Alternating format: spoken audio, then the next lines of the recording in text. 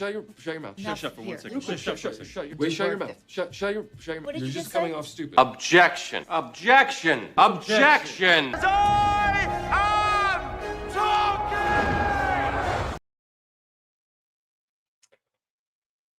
What's up, everybody? We're sitting here today, and I had a stream last night over on King's Advisors that I was going to do, and I chose to cancel it, and that's for a whole bunch of different reasons. Obviously, for what happened with Charlie. Obviously, for what that day meant more than just somebody dying.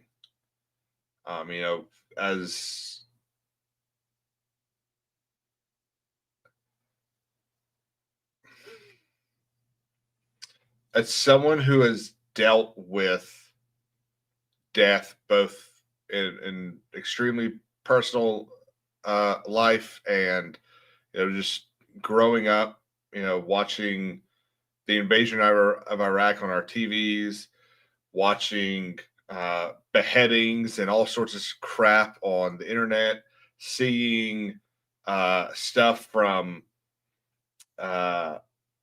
people in the Middle East deciding that they were going to kill people just because of the God they prayed to, seeing just pure, unadulterated hatred. It never really felt connected to me, because here we could still do whatever we wanted for the most part. And I think a part of that died for everybody yesterday. We've seen, and I'll get to the chat in just a sec, but we've seen instances, and we've seen people trying to explain why this is such a big deal. And I think I saw it on Twitter.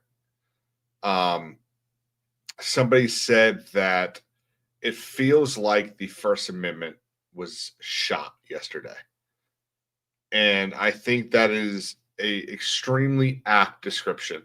That it feels like the thing that we are most proud of in this country. I don't know anyone that has ever sat down and said we should get rid of the First Amendment. There are people up and down, left and right of this country that say, maybe the Second Amendment's not that big a deal.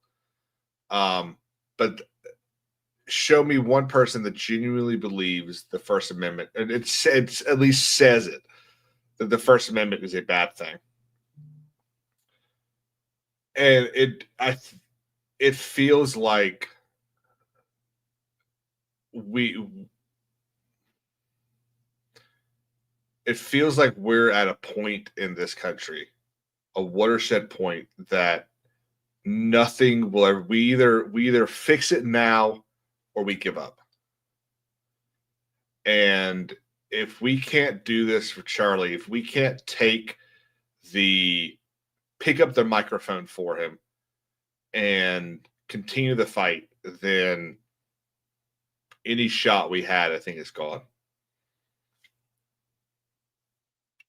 I'm probably going to be doing that a lot tonight. It's not tears. It probably isn't tears. I've got something in my eye, which, of course, there's the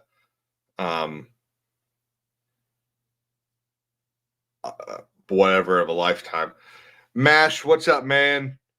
Lily, Breezy, how y'all doing? Hopefully we'll have some more people trickle in. Obviously, we've seen, and I've already said this twice, I think, today, but we've seen a whole lot of people wake up this morning to pink slips in their emails. Yeah, a whole lot of people decide to say some extremely hateful shit. And all we see from the left right now is, so it's okay for you to cancel them, but it's not okay for us to cancel y'all. It's like, no. We were canceled because we said, hey, maybe we shouldn't let 8-year-olds cut their penises and breasts off 5 minutes, 25 seconds in. I hope that's okay. Y'all are being canceled for cheering the death of somebody who was just exercising his First Amendment rights. That's the difference between us. It's not that we can do it and y'all can't. It's that y'all are doing it for purely villainous and evil reasons. And we're not. Mash is exactly right. We dishonor his memory if we just let the microphone go. Oh. All right, sorry. I just got a notification from YouTube, and I thought it was telling me that basically the stream was taken down. No, someone just commented on a video. The other thing I'll say is I've had in the last I've done a terrible job with my channel in the last 15 days. The amount of hateful comments I've had to delete, both in my tribute to Charlie, but just across different videos. And it's not even like really directed at me. Like I can sit there and take the, oh, you're fat. I don't give a shit. Okay. But the hateful comments claiming that he deserved it, it's sickening. You know, I am a First Amendment absolutist. You can say whatever you want, but the freedom to say it is not the freedom from consequences. People sit there and say, what's the difference between the DC person tweeting yay or whatever they said? I don't even remember what they said. That's how long I feel like it's been. I don't even remember what half these people have said. But someone says, you know, what's the difference between them saying that and what Gina said on Twitter? And the difference is that Gina was not promoting the death of somebody. Gina was not going after, I want to say this intelligently. The people that Gina was maybe attacking, like all right, so I've talked about this before. I've talked about how courts treat motions. So let's do a reminder here. So let's how can I do this? Okay, we're going to. Oh, that's really bright.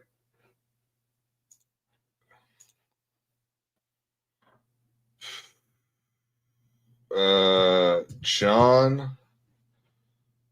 Okay. Trust me,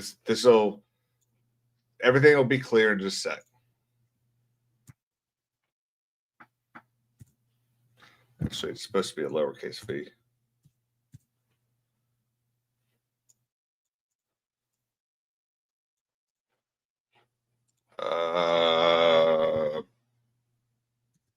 Stephen. Okay. So this is our court case. Okay. We're going to use this to try and explain this. So John v. Stephen. John is suing Stephen. Doesn't matter what for. This is how I'm going to treat my conversation.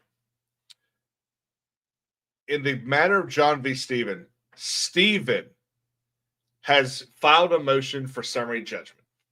When the courts look at a motion for summary judgment, the side that files that motion, so in this case, it's Stephen, they look at the facts that best support him. Sorry, that's wrong. They look at the facts that best support the non-moving party. In this case, the non-moving party is John. Moving means the person that has made the action. So Stephen has filed a motion for summary judgment. He is claiming that John has not provided enough information to for there to be a question of fact that needs to be decided by the decider of fact, the jury, or if it's a bench trial, the judge. So Stephen says John has not proved anything. He has not made he has not presented enough facts for there to be an actual question. The court looks at everything that's been filed, and they use that, and they say, okay, if everything John has said is true, is there a question? They look at the facts in the light of the non-moving party. So that's how we're going to do it tonight, okay? So if everything that the liberals said about Gina was true, then who is Gina hurt? Gina is hurt, or sorry, what evil has Gina done? She said, the country's really starting to look like they don't care what a large portion of their population thinks. Oh, nothing wrong with that. She sent out a tweet that was the exact same tweet that the National Holocaust Museum tweeted. Nothing wrong with that. Her guilt was decided the second she decided not to obey everything that the left was saying. Everything that Hollywood wanted her to do, that was when her guilt was decided. And that's the same thing that's going on right now. The same thing that we're seeing with all of these people in being angry about Charlie, all these people that are saying this is a great thing, because it's not.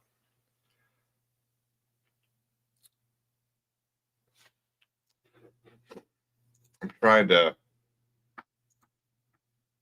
trying not to repeat everything I've already said. Real quick. Breezy, that's great. Do not get on social media. I wish I spent all day in between every 5 minutes of actually doing work. I just spent all day refreshing, looking for news, waiting to see what are they called? Press conference. I watched Trump's thing, and first off, hats off to Trump announcing that he is awarding Charlie with the Medal of Freedom. It's the highest award that a civilian of this country can receive. I think it goes to show not only how obviously instrumental Charlie was in Trump's campaign, but how instrumental he has been, how instrumental Turning Point has been in keeping the fight going. Because the Daily Wire wasn't doing it. They would have been able to, keep 5-10% of people, yelling, and they would have been able to, keep our grandparents sitting there yelling about what was going on. But Turning Point, they realized that the best way to get the message out was not to hide behind, and I don't want anyone to think that I'm criticizing, D-Day Cobra or what's his name, Benny Johnson. And I'm not even criticizing the people at Daily Wire for this, but a bunch of their content is this: sitting in their four walls talking to the camera. And it is extremely effective. But the problem is it can only go so far. It's easy. It is easy for YouTube, internet providers, Google, Microsoft Edge. It's easy for them to use their algorithms, use their code to prevent these things from being seen by the masses. It's extremely easy. We've seen it time and time again. And not only that, But the people from outside the country, remember, there's a FTC rule that requires Google and Microsoft and search engines to filter out. I think I'm going to get this wrong. Right. If I get it wrong and some of the chat knows, let me know. But it requires that search engines filter out the newspapers of other countries, with the exception of a very few. I think it's like maybe Mexico, Canada, the UK.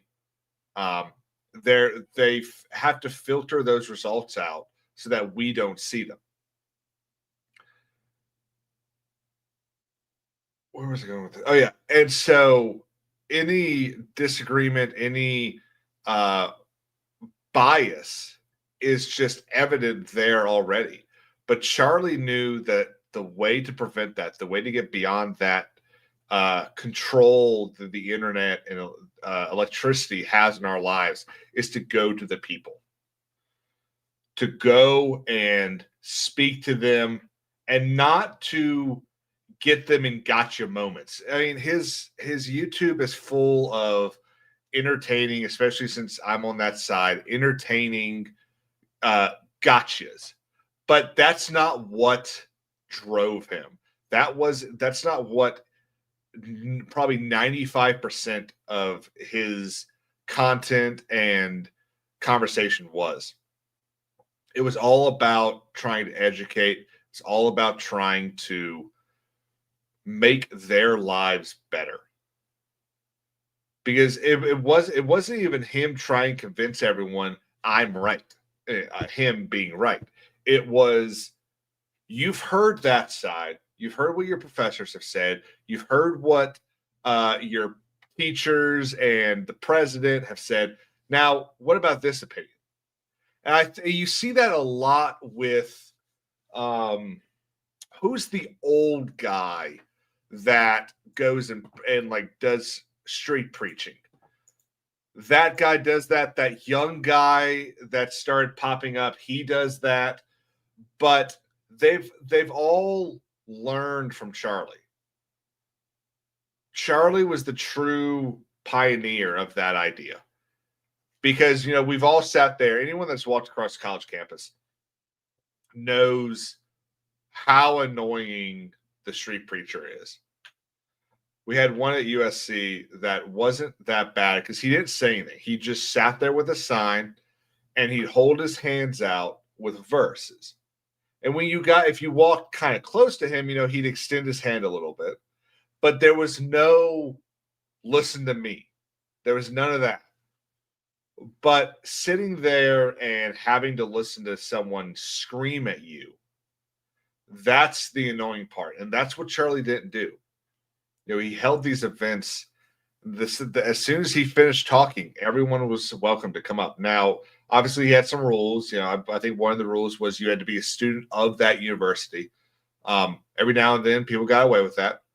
But for the most part, you know, it was understood that, you know, you're going to get up there. You knew what you were signing up for, too. That's the thing that always annoyed me about the people saying that he's just trying to get gotcha moments and ruin people's lives. It's like everyone that went up there to speak knew. He wasn't sitting there grabbing police officers and telling them, bring that one up here to ask me a question. Everyone that got up there knew exactly what they were asking for. Real quick, let me Jason, I hope you feel better, man. That sucks. I appreciate the lurk, man. Margaret, how you doing? I hope you're doing well. I know that article was a lot, so I hope you're enjoying your time off. Yeah, Lily just doom scrolling all day. Yeah, I get it. Well, and that's the thing, you know, Jay was talking about this last night and a little bit today, that they have control of the children. For 9 hours a day, they are able to sit there and go and look at the people that are being fired for saying things. Go and look at the list of all the people that have been tweeting out these disgusting things. Such a large majority of them are teachers, nurses, and artists. People, all three of those are people that are heavily involved in getting to children.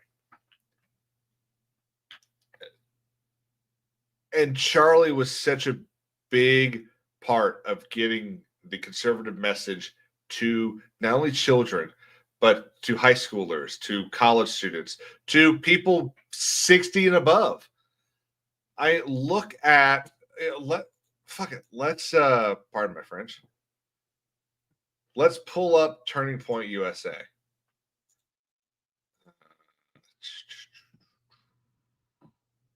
It's crazy because I have been following Turning Point USA for when did he start Turning Point? Because in 2012 he's 17 years old. He starts, it was something like libertysos.com. I don't remember when Turning Point itself started, but I have been watching Charlie and Turning Point for 2014, like probably a decade.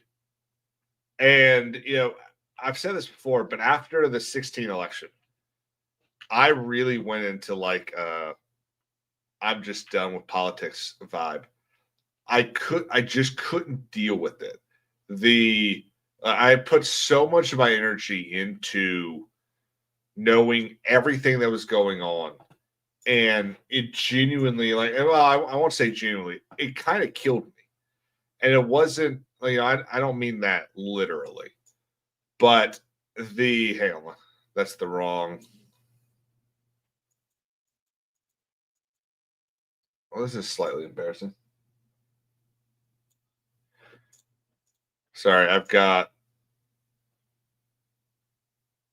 some other lights in front of me. There we go. Okay, that's better.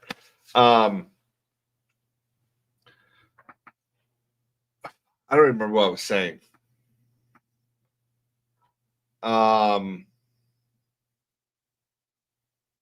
Yeah, following. So I got sick of it.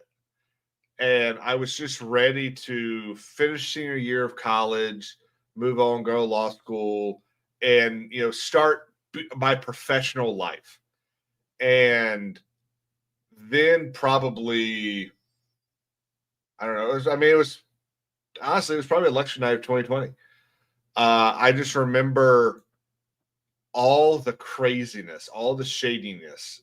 I remember the day after election night, sitting there, scrolling through like Crowder and Glenn Beck, basically anyone that had ever spoken at a conservative thing, and just watching all of this news and watching, what's the best way of saying this for YouTube? Crimes be committed and nothing be done. And honestly, I'm at the point now where I say good.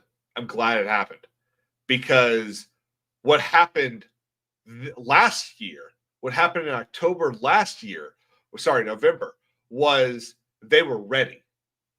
We were ready for the tricks, and we stopped them. I won't say we stopped all of them, but remember what Laura Trump tweeted, that they had a team of 500 attorneys, I believe she said per state, ready to go at a moment's notice whenever. And that's one of the things that's why Pennsylvania was so quick, because they sat there and they were ready to attack instead of being on the defense like Republicans have been for the last 20 years. Wicked is rated. What's up, everyone? Real quick, I want to say, even if you're about to leave, hit that like button, hit that subscribe button. We're at 307 right now. It would be real cool to get out of this with a bunch more subs, get that much closer to, we're at 310 now, actually, get that much closer to getting monetized over here. Be real awesome. What was I saying?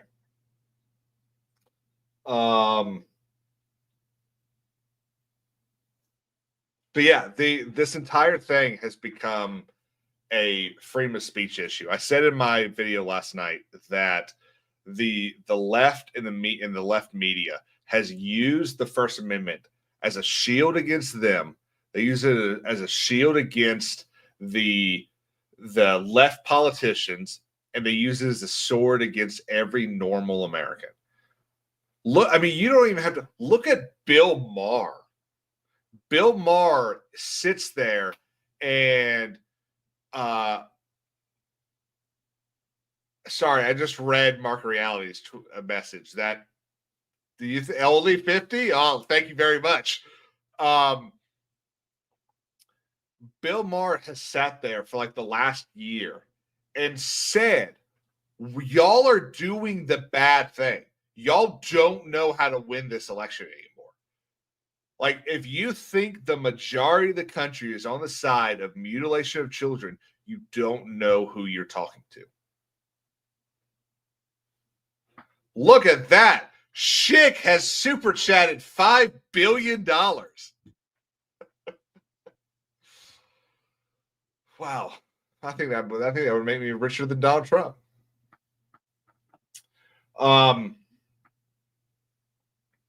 It's a travesty. It's a disgusting thing to see happen. The fact that not only are his kids going to grow up with the possibility of seeing those videos, I wish I hadn't seen them. I remember, so I was sitting here doing work. I was literally right here doing work, and over here on my right monitor. So when I'm working from home, my left monitor and my center monitor are for work. My right monitor, I have still connected to my actual computer so that I can do whatever the heck I want. And I'm sitting here, I'm watching something over here, I'm doing work, and I've got my headphones in, and I hear the ding from Discord. And I look over the notification in the bottom right hand corner that says Charlie Kirk's been shot. A friend of mine posting something in one of the Discords I'm in. And immediately following that was a dink, looks like in the shoulder. And my very first thought was, oh my God, that's awesome. And what I mean by that is I went from just the most scared and anger that I think I've ever had to an immediate, oh, thank God he's probably okay.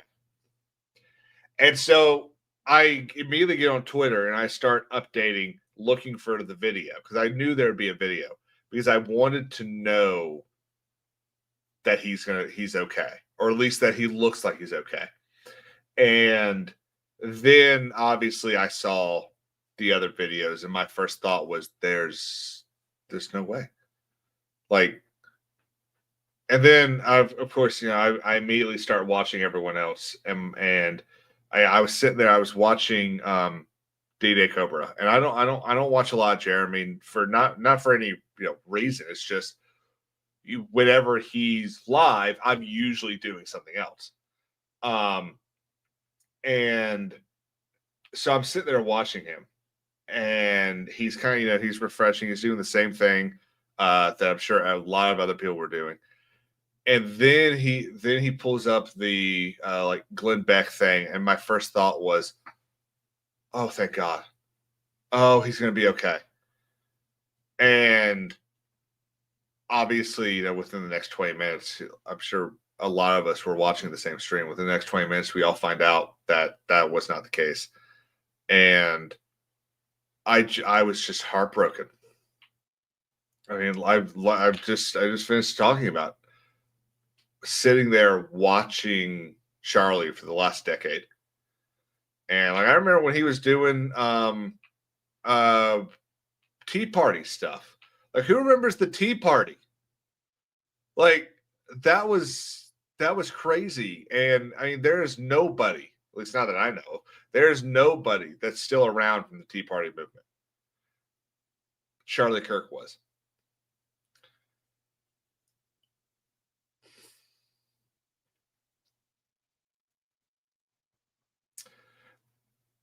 It just makes me so angry.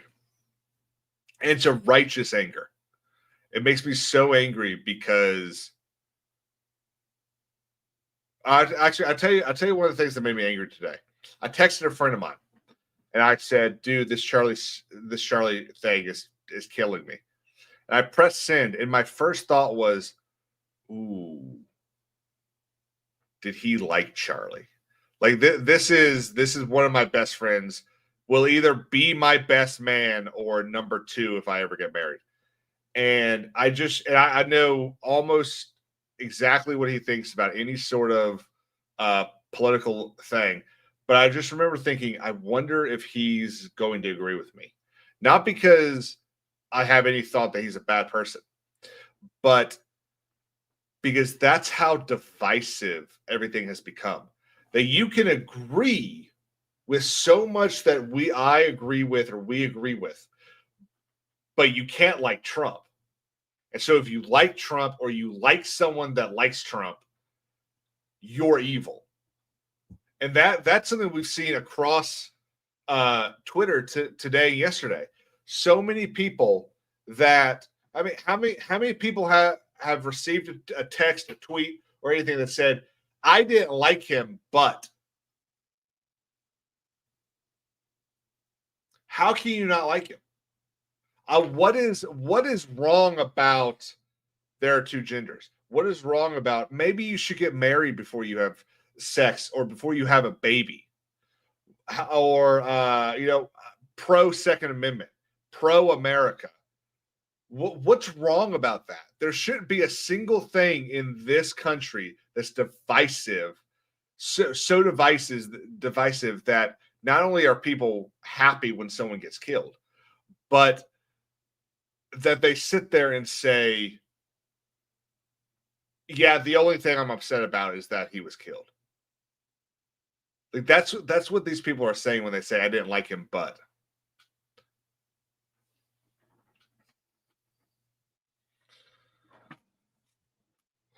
Mark Reality, that is a really cool shirt.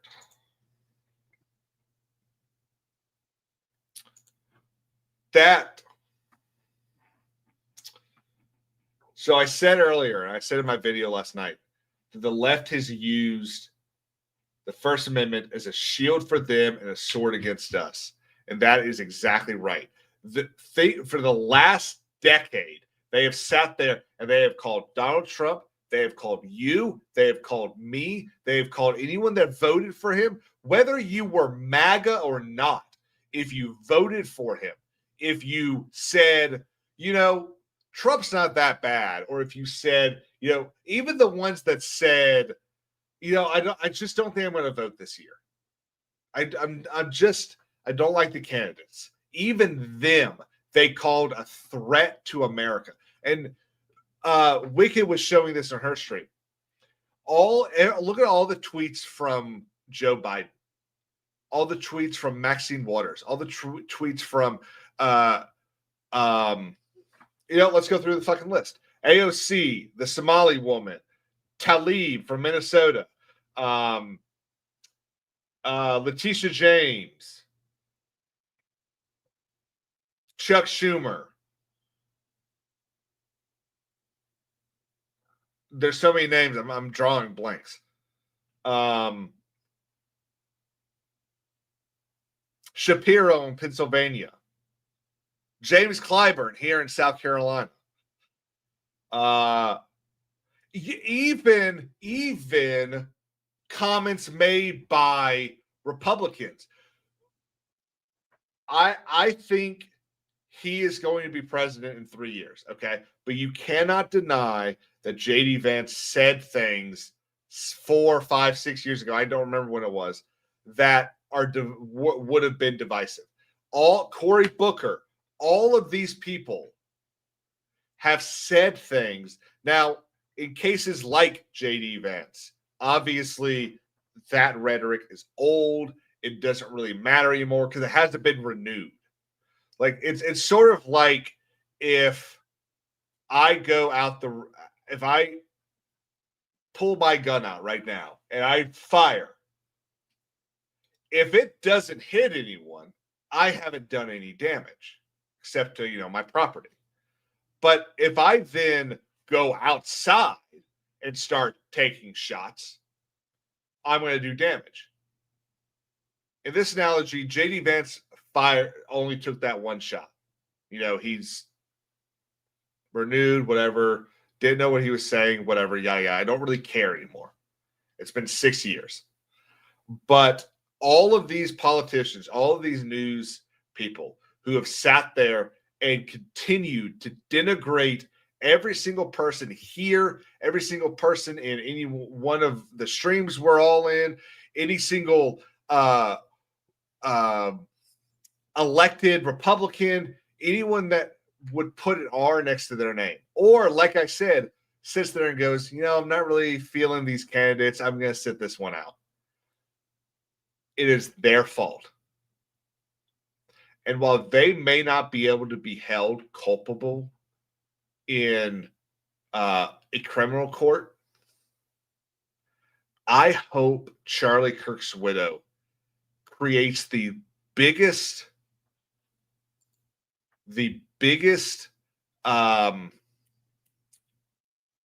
wrongful death suit in the history of America. I hope she cleans out the last remnants of the money that these news organizations have. It is despicable. It is hateful. It is un-American.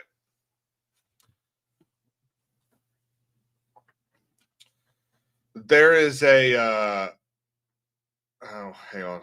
I'm just completely ignoring the chat. Hang on, guys. Let me rewind a second here. I'm sure I've missed a lot.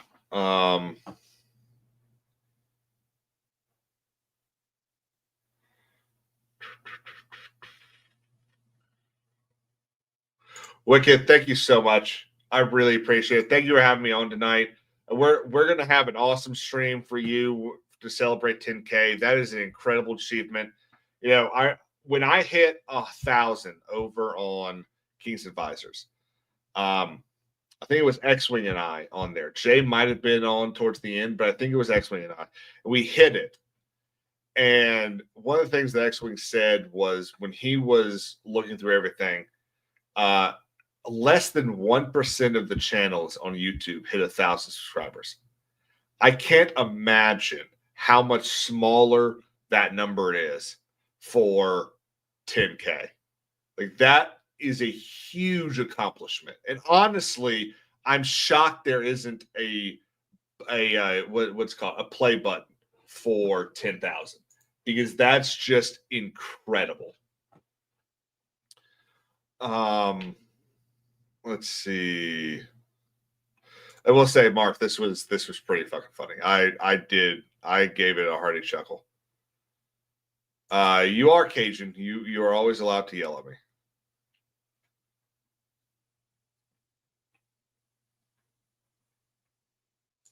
Exactly. I mean, if Bill Maher is sitting there saying you are in the wrong, you're in the fucking wrong. Like, here's the deal. In 2026, we are going to have midterm elections.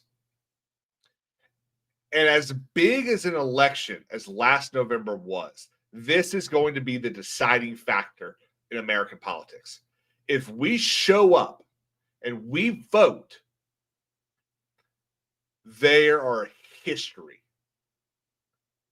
Should do it for Charlie. You know what? Fuck it. Starting of that tonight.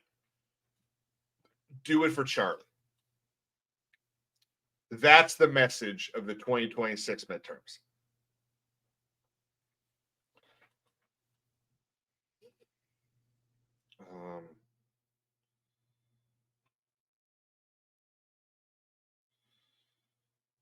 I'm just going through the chat. I don't want to miss anything.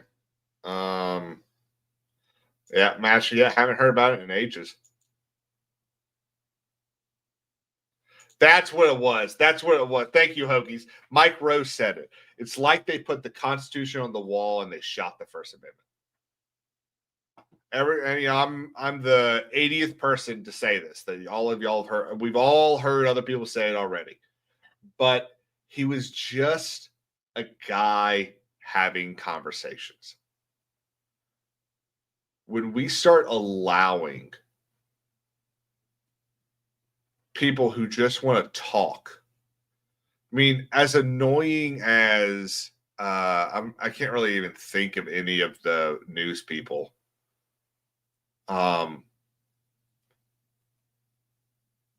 As friggin' annoying as Joy Reid is, all she really is a talking head on the news. She has sat there and said some of the most heinous stuff that you could say about Republicans, but she's still just talking. She's not passing laws. She's not going out and arresting people. She's not. He was just having conversations with people, and they killed him for it. And this is what, okay. I don't really get conspiratorial, but I do not doubt for a second that it was because he'd gotten too big. You know, he was supposed to be in the UK tomorrow. He was going over there to be part of that big old movement they've got going on. And I mean, there's no doubt in my mind that if he had gone out and said, this Tom, Dick, or Harry is the leader for the UK, biggest endorsement there could have been. MASH, I think that's everybody, man. Righteous indignation for everybody. Let me just finish getting through this.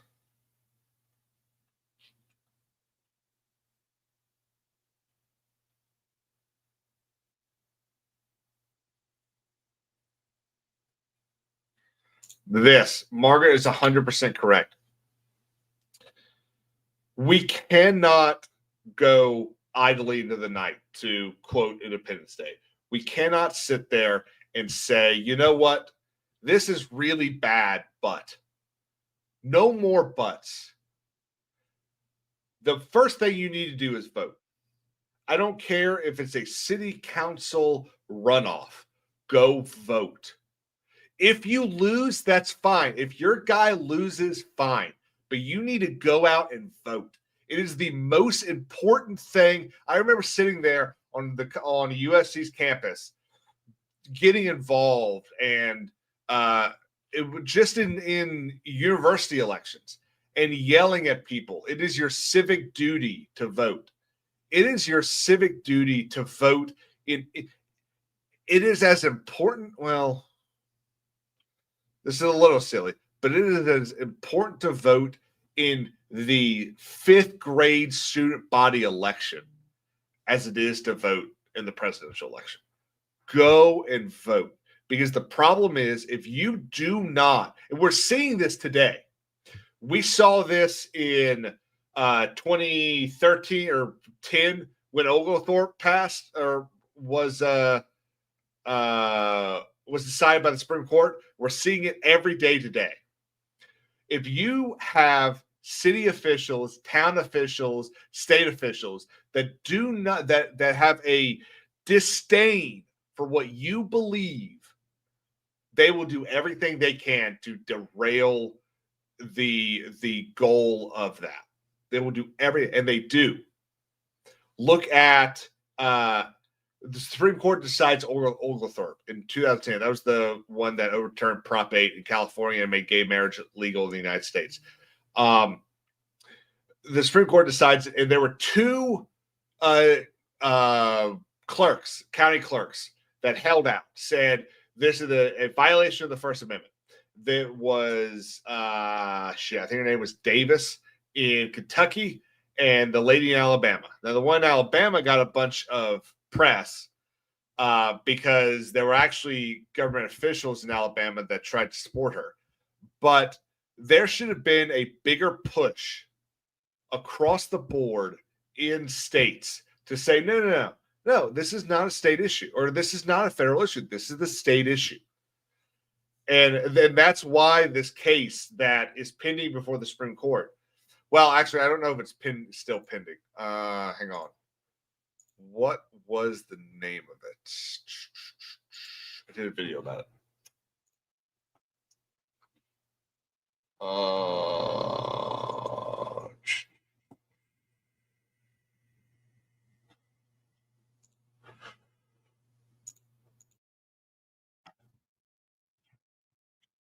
Hang on one second, guys.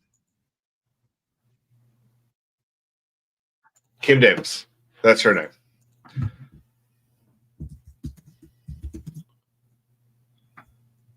Kentucky.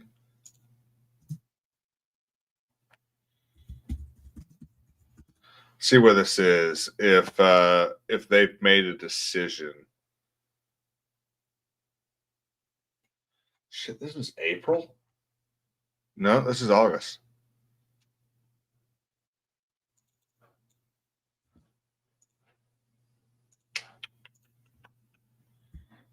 Update. See what Grok tells us.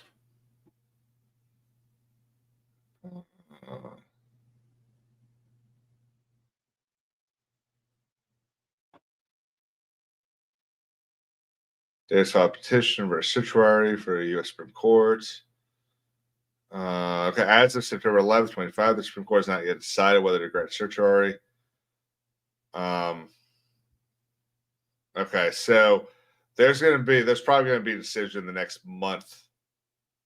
Yeah, this month they'll make a decision because the term begins in October.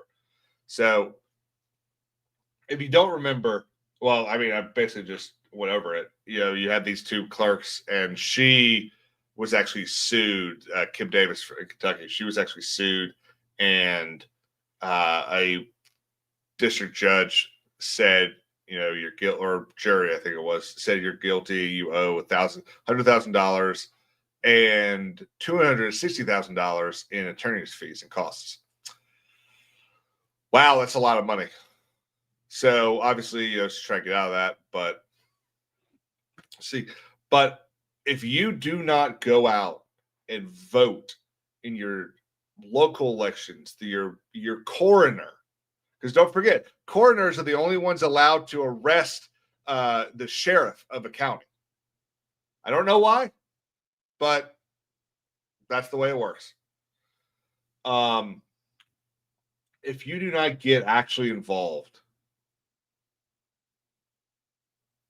then it's your fault.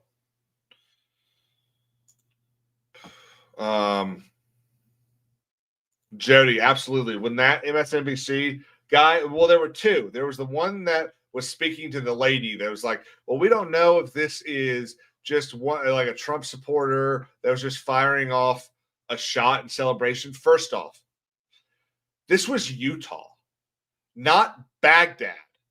We don't shoot guns in celebration in this country. That's not something we do. That's something they do over there.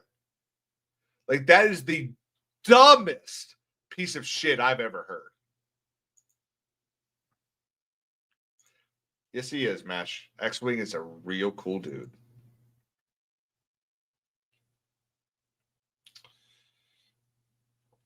So this is funny. The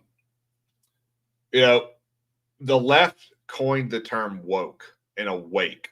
5-6 years ago? Actually, shit, more than that. Almost a decade ago, I think. And it feels like it's come full circle now. That it's like, no. Now we're awake. You have awoken the sleeping giant, and you are going to pay dearly for it.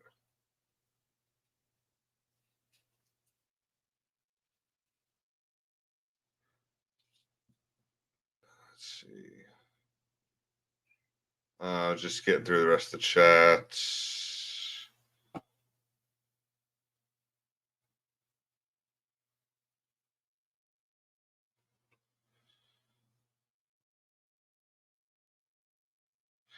Hoagies, I think that's the Alabama lady. Okay, let's get into a little bit of legal shit. So,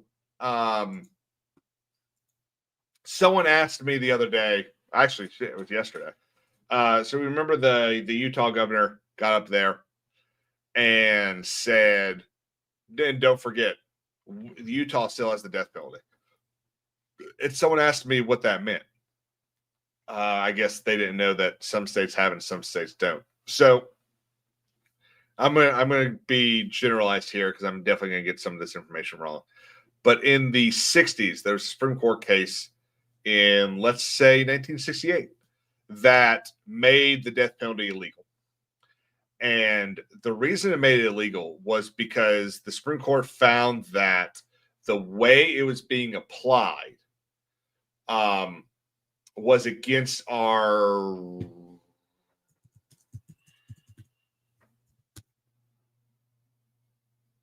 Eighth Amendment rights.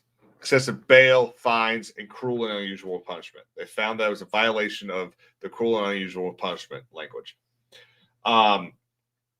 So it forced, I think almost every state went and passed a new law that was in line with the Supreme Court's decision that created the death penalty again. And a bunch of those laws then got challenged, and the Supreme Court ruled, no, the way these are applying it is legal.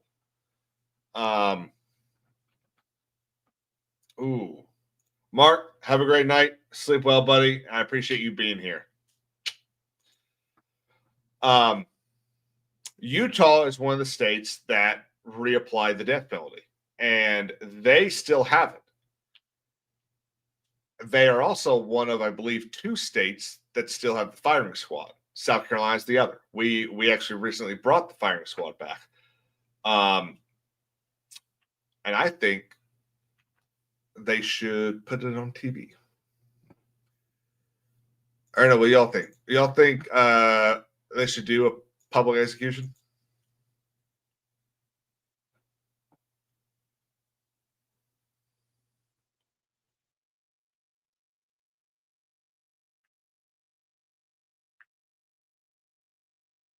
Steven says yes. Number 3 says yes. I got it right this time.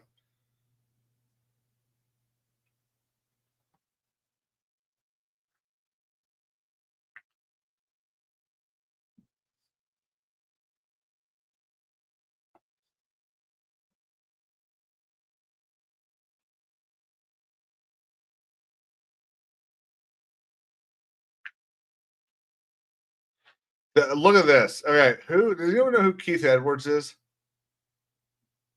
he a YouTuber?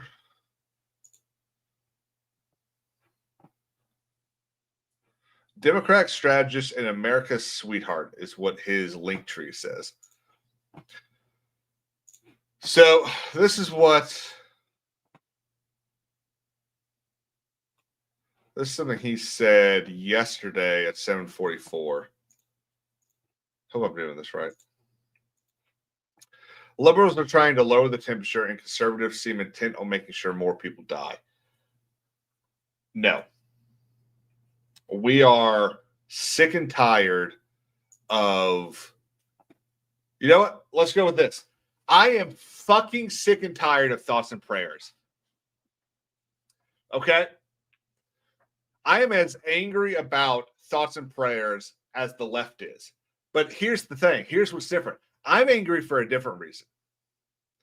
Because the right has sat there for years. First off, our biggest mistake was in the early 2000s allowing the conversation to be, well, it's for hunting. No, we should never have moved on that issue. The Second Amendment has and always will be about owning guns to defend against dictators. Whether you believe your president is a dictator or not, whether you believe your governor, your senator, your town council, whether you believe they're dictators or not, the entire purpose of the Second Amendment is to defend against tyranny. That's why if you own a gun, first off, if you don't own a gun, go buy one. And when you buy one, go learn how to shoot it. That's your duty. That's your homework assignment. Go buy a gun and learn how to shoot it. I'm gonna have to privatize this stream, aren't I? So this is why people on the right are pissed off, because they've been sitting there for years now saying, "Oh, I mean, this is really bad. This happened, but it's not the inanimate object's fault. It's this person's fault." And the left has sat there and said, "There's a mental health problem in this country. Maybe we should do something about it." And they've done nothing. The left has been in power more in the last decade than the right. And they have done absolutely nothing to promote anything that they have preached about.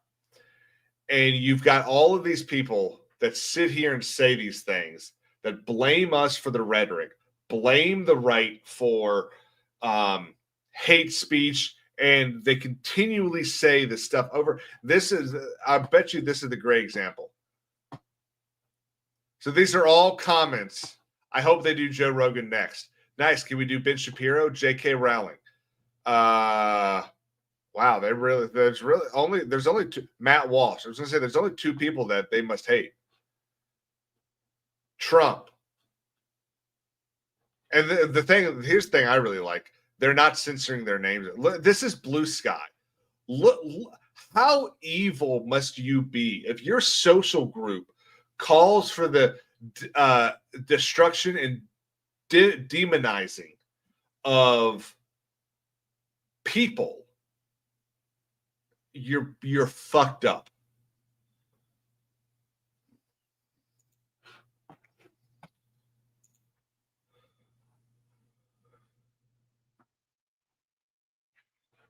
Can it be no? I mean, that all of that stuff, as stupid and evil as it is, it's still protected by the First Amendment.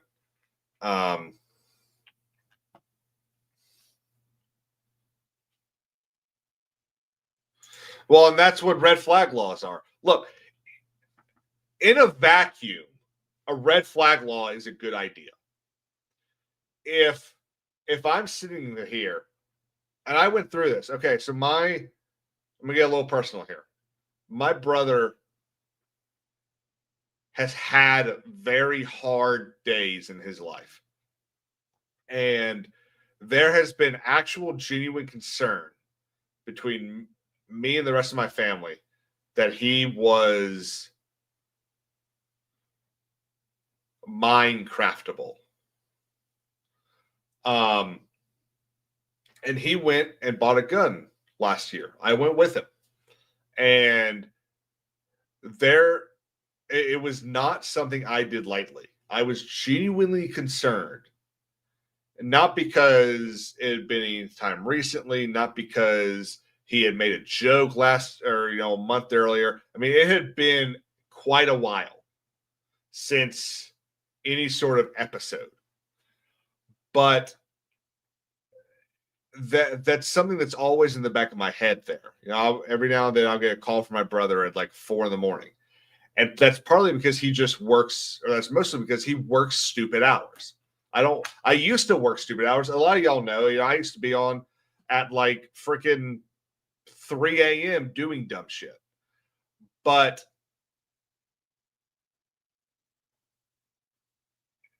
I ought to be able to, if I have a genuine concern for his safety, do something about it. And part of that should be me going to his house and saying, "Hey," I'm not going to say his name, "John,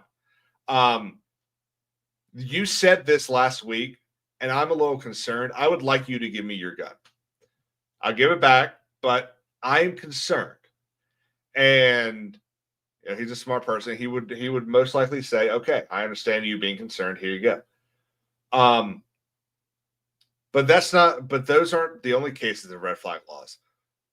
What about the boyfriend that won't submit to the what do you call it?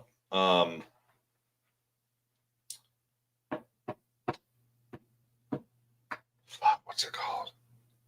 Restraining order. So, I would say Smith and Wesson is the best answer to that. But if a woman has a genuine concern,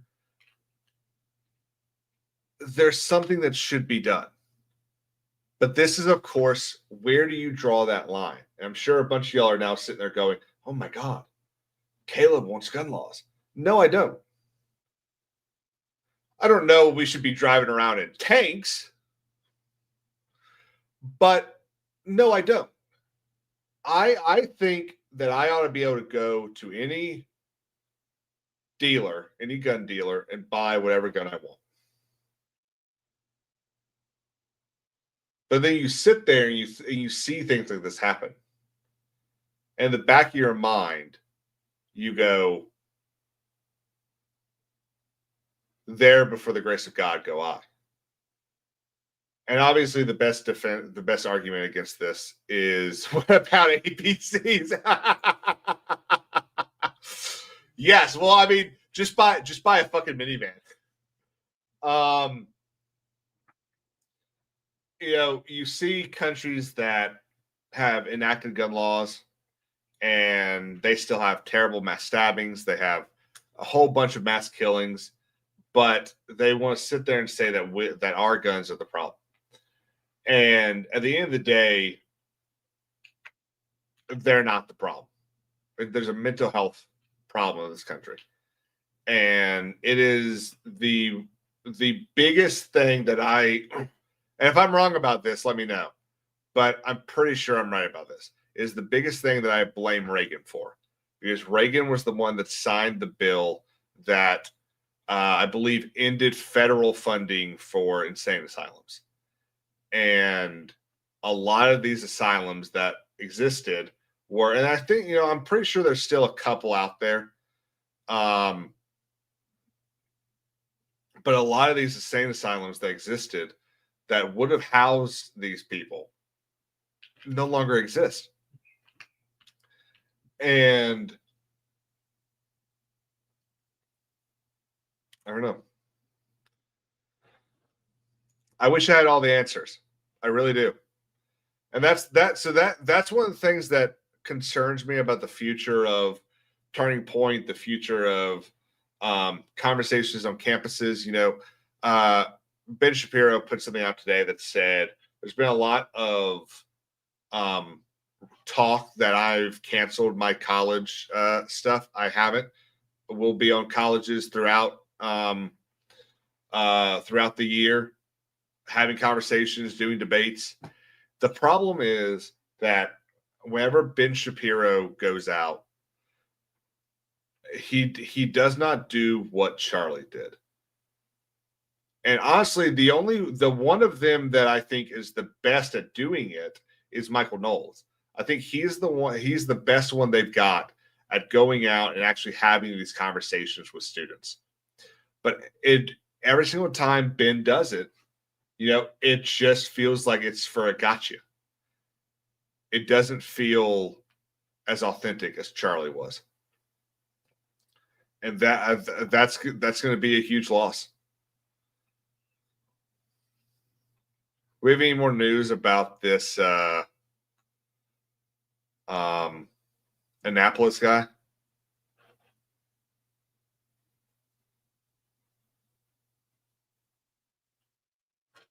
Hang on. Lance said, my interpretation of the Second Amendment is personal equipment, barring a few things like grenades. Have at it. What do you mean? Like the right to bear arms only extends to personal equipment? Is that what you're saying? And that we should be able to have grenades?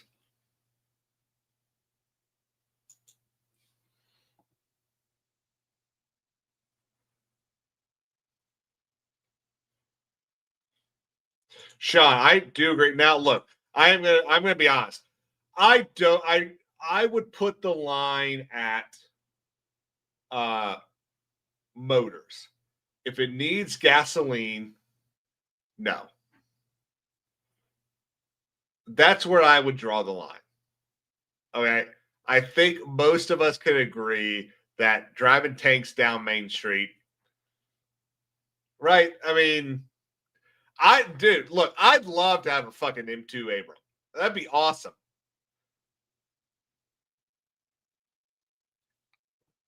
I mean, come on. Like, right? You know what I mean? I mean, the other thing also, I mean, how many people here would be able to afford an M2 Abram?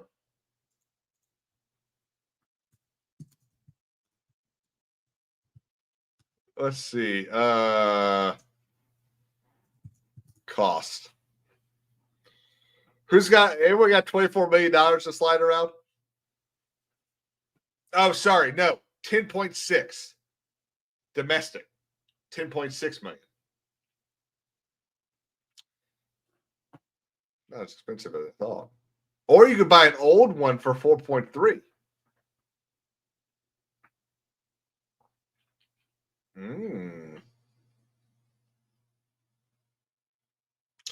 I think we're going to buy an M2 Abram. Or an M1. We'll buy an M1 Abram.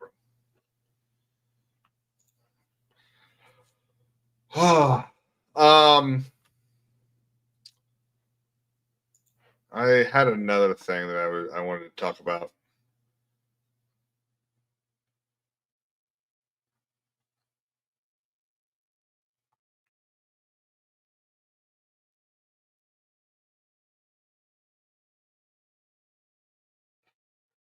How about this one? This is another.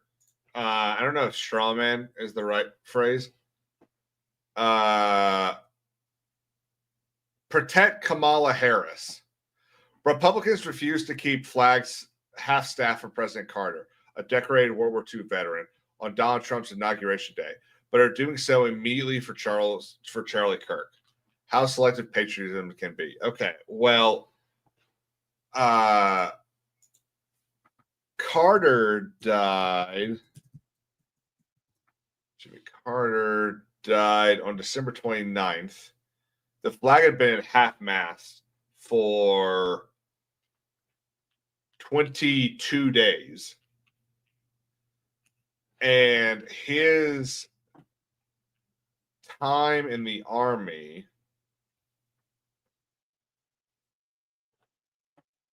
first off, he's not even,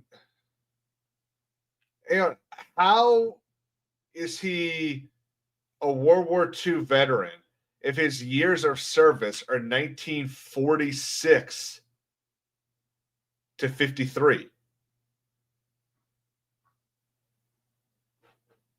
How does that fucking work?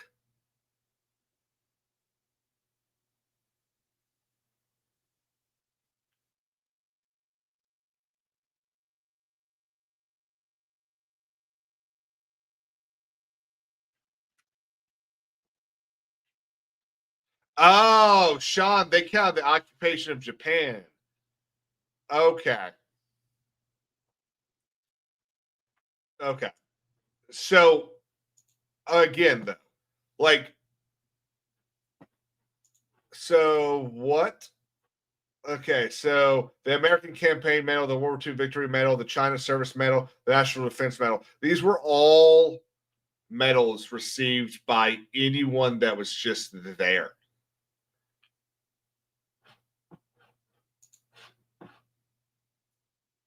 And yes, like Razorfist says, he wasn't fucking assassinated.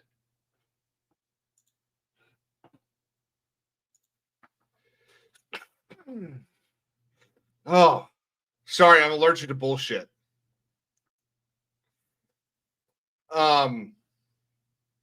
Okay.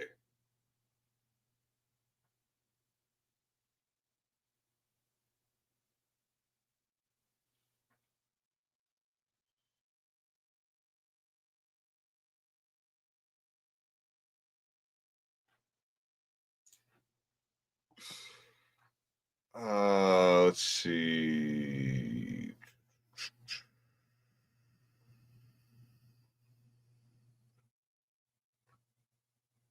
I'm just scrolling through Twitter.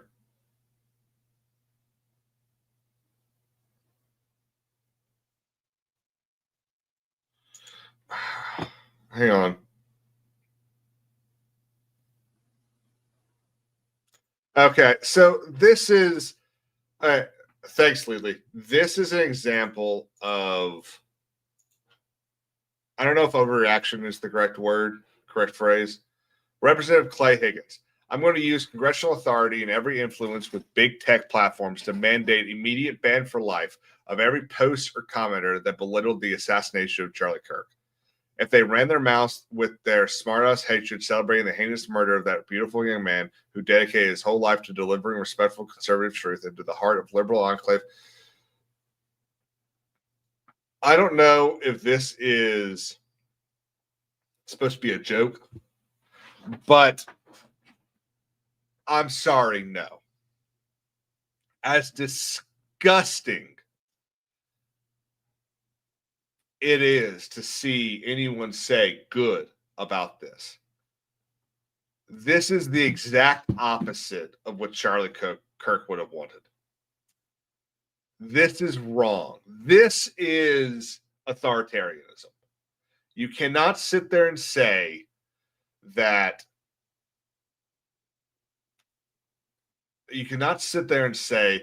I am going to ban you from the internet because you didn't like someone or you said something was good. As despicable as it is, we don't ban people for stuff they say.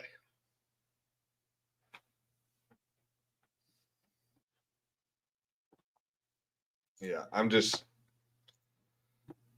agree with that.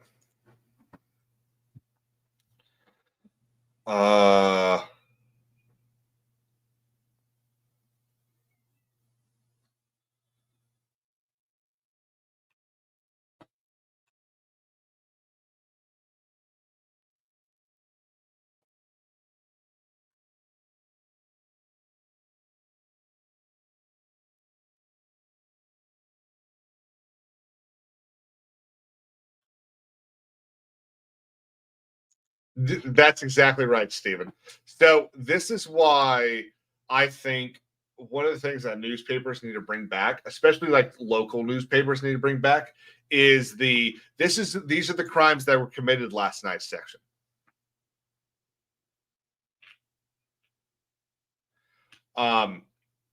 Shaming works, and whether it's telling someone to lose weight or making someone remove a post or there should be no coercion when it's done. Okay. But shaming works. And that there needs to be more of that.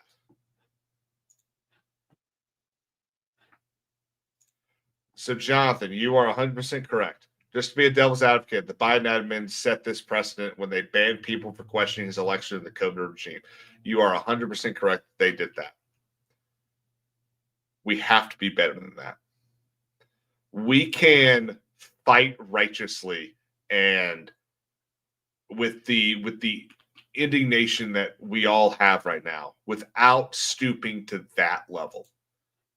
I got no problem getting in the mud for a little bit, but we don't need to go that deep. Good point, Sean. Well,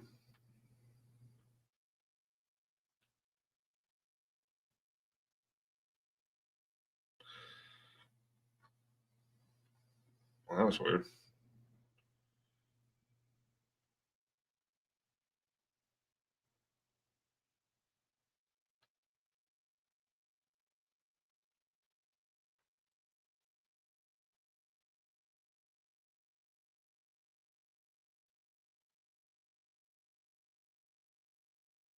Just I'm seeing all of this ugly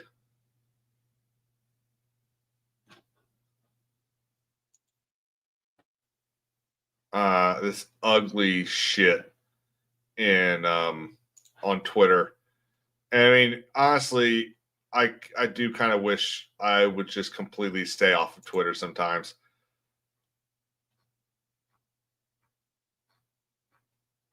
Hang on, I'm trying to check something.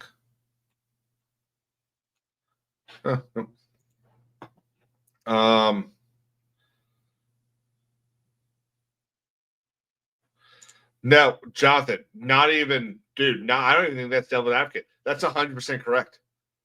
Trying to be the bigger man is what brought us to this. We stayed out of the dirt too long, but I still don't think we have to get as dirty as they are. I do think we need to get down in and start fighting. One of the things we need to do, because we ceded education to the liberals in the 70s and 80s. One of the things we need to do is we need to train up some conservatives to be willing to take the bad jobs. And when I say bad jobs, I mean the low paying jobs. There's so much inability to start from the ground up with conservatives. By the time Charlie got to them in college, they had already been sitting there for, let's say 7 years, listening to all of this liberal bullshit in high school and elementary school. That's why they were so indignant on the, what do they call it, the Don't Say Gay bill. They knew that was a pushback against their ability to start young. And if we can start not even going after them, just trying to preserve the childhoods that these kids should be having, instead of starting young and being these mouthpieces and these guinea pigs for every liberal ideologue in the book, then we at least have a shot. I saw X-Wing. He said, Jesus over everything. Hate sounding like the crazy person, but bro, demons walk among us. No, I think absolutely. So I said this a while back. So I think I was probably playing Sea of Thieves or something, and someone mentioned that Matt Rife had bought the house of the couple from The Conjuring. And I said something along the lines of, "Oh, I don't really care. That shit doesn't exist." And I didn't mean demonic stuff. I meant like ghosts and things like that. But demons, the devil is very real, and he walks among us, and he goes hither and thither, directing every aspect of our lives. And who was it that said that the greatest thing the devil ever did was convince us that he wasn't real? You got so many kids and adults who just see the world as the only thing that exists, and that there's no soul to protect. There is no afterlife to work to get to. And when I say work, I mean, run the race. I don't literally mean works. But we've seen just a huge decrease in the faith in this country. And, I mentioned it on Wicked Stream that we are starting to see a huge jump across college campuses and even in high schools today of what is quite literally a revival. And I think that's the most hopeful thing I've seen in a decade, at least in education.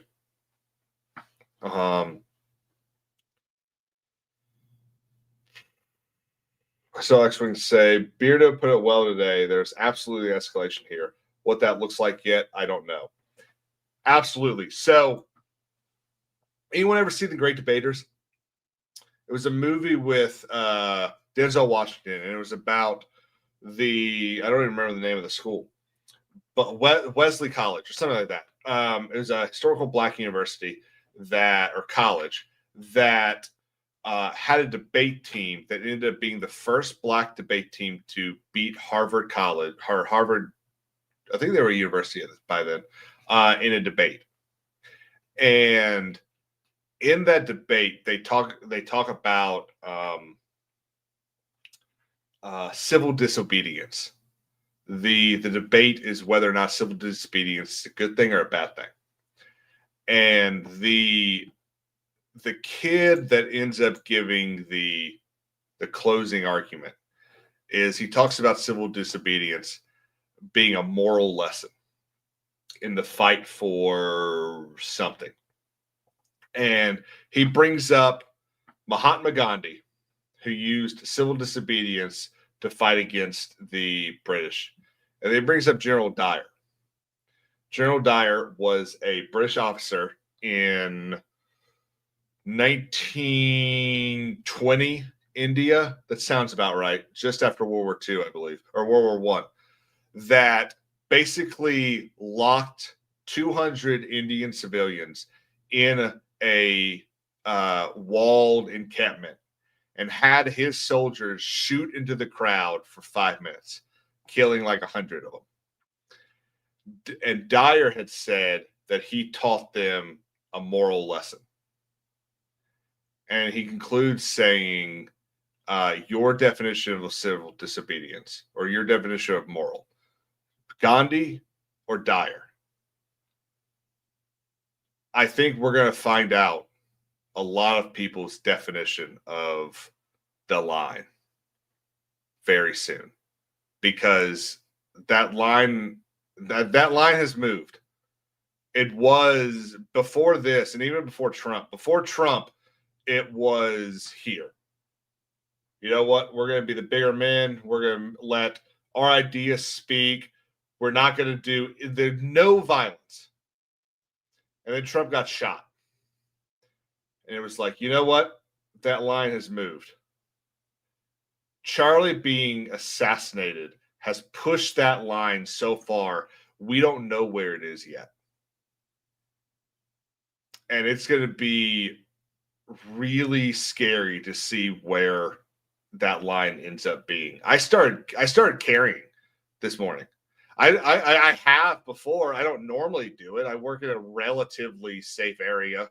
I live in a relatively safe area. I don't go into really dangerous areas here around Columbia, but I am not going to let myself be a victim.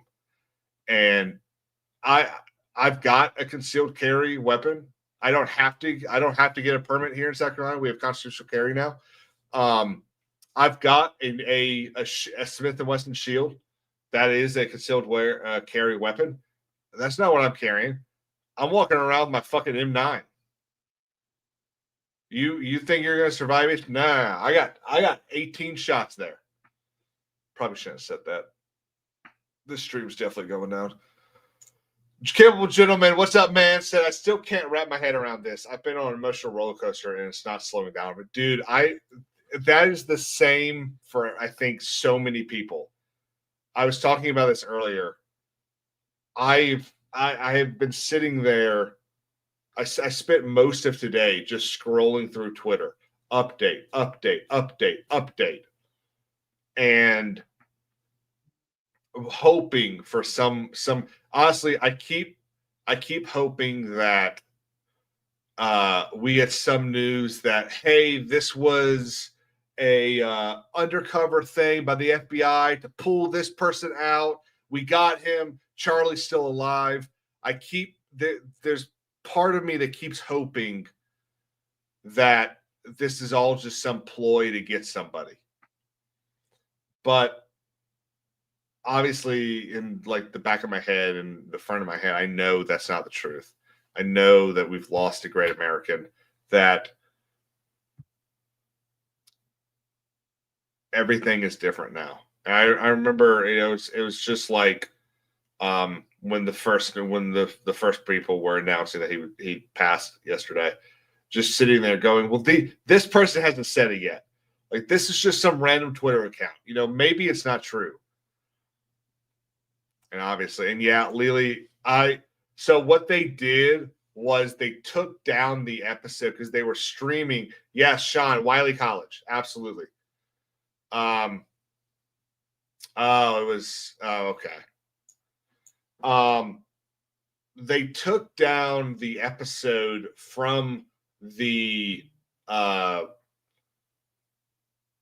not stream. They were playing all the episodes that they've aired so far on Comedy Central or whatever, and they took that episode out of the queue. That's all they did. It's still on Paramount Plus as we speak. But I'll tell you though, it's weird because let me know when you're ready to come in. We've got Wicked Virtue. Hi, I had the wrong headphones plugged in. I put these on and I'm like, I can't hear Kings. Is it muted? And I'm like, oh, right. The earbuds are plugged in. It's a problem when you can't hear me. Yeah, for real. How'd the rest of your stream go? It went well. We ended it with a little bit of pop culture talk and a little bit of giggles, to lighten the mood a bit. So it was nice. Thanks again for coming on. Absolutely. No, I really it was nice to it was nice not to be the one in charge. Yeah, right. It's the only thing I hate about doing this. I hate being the one in charge. Well, you shouldn't say that while you're like dressed like a judge. Like, man, I hate being in charge. Come on, you got to play up the part, Kings. Okay, don't break your desk. Calm down. Yeah, no, I'm sure my neighbors love that. Yeah, probably. Even though I heard their like 4-year-old screaming about 3 hours ago. That was a lot of fun. They tend to do that. I used to work at a daycare, so. Ooh. I bet you got sick a lot. Actually, yeah, kind of. But I loved it. I worked in the baby room for the most of it, so like that was my favorite spot. But where were we? And by the way, I was in PJs and I was like, all right, let me not be off camera. I threw on my fancy Ghostbusters shirt just to not. I should have came in like pinstripe pajamas, like the bananas in pajamas. Like I should have just committed. That would have been hilarious. I know. Okay, like the time, like I didn't know how long you went for. And I was about to just like get ready for bed, and I'm like, wait a minute. Let's go. Let's hop on Kings. Because normally I play Megatron. Normally on Thursdays I play games with Capable Gentlemen. Well, sometimes we try, but it's I'm tired, so this will be my last on camera. Yeah. For a little bit. It's been a week, man. So I did initially think that they had actually taken the whole thing down because there's like 2 weeks in between episode 2 and 3. And so I just assumed, that means they've taken the whole thing. They've purged it everywhere. But nope.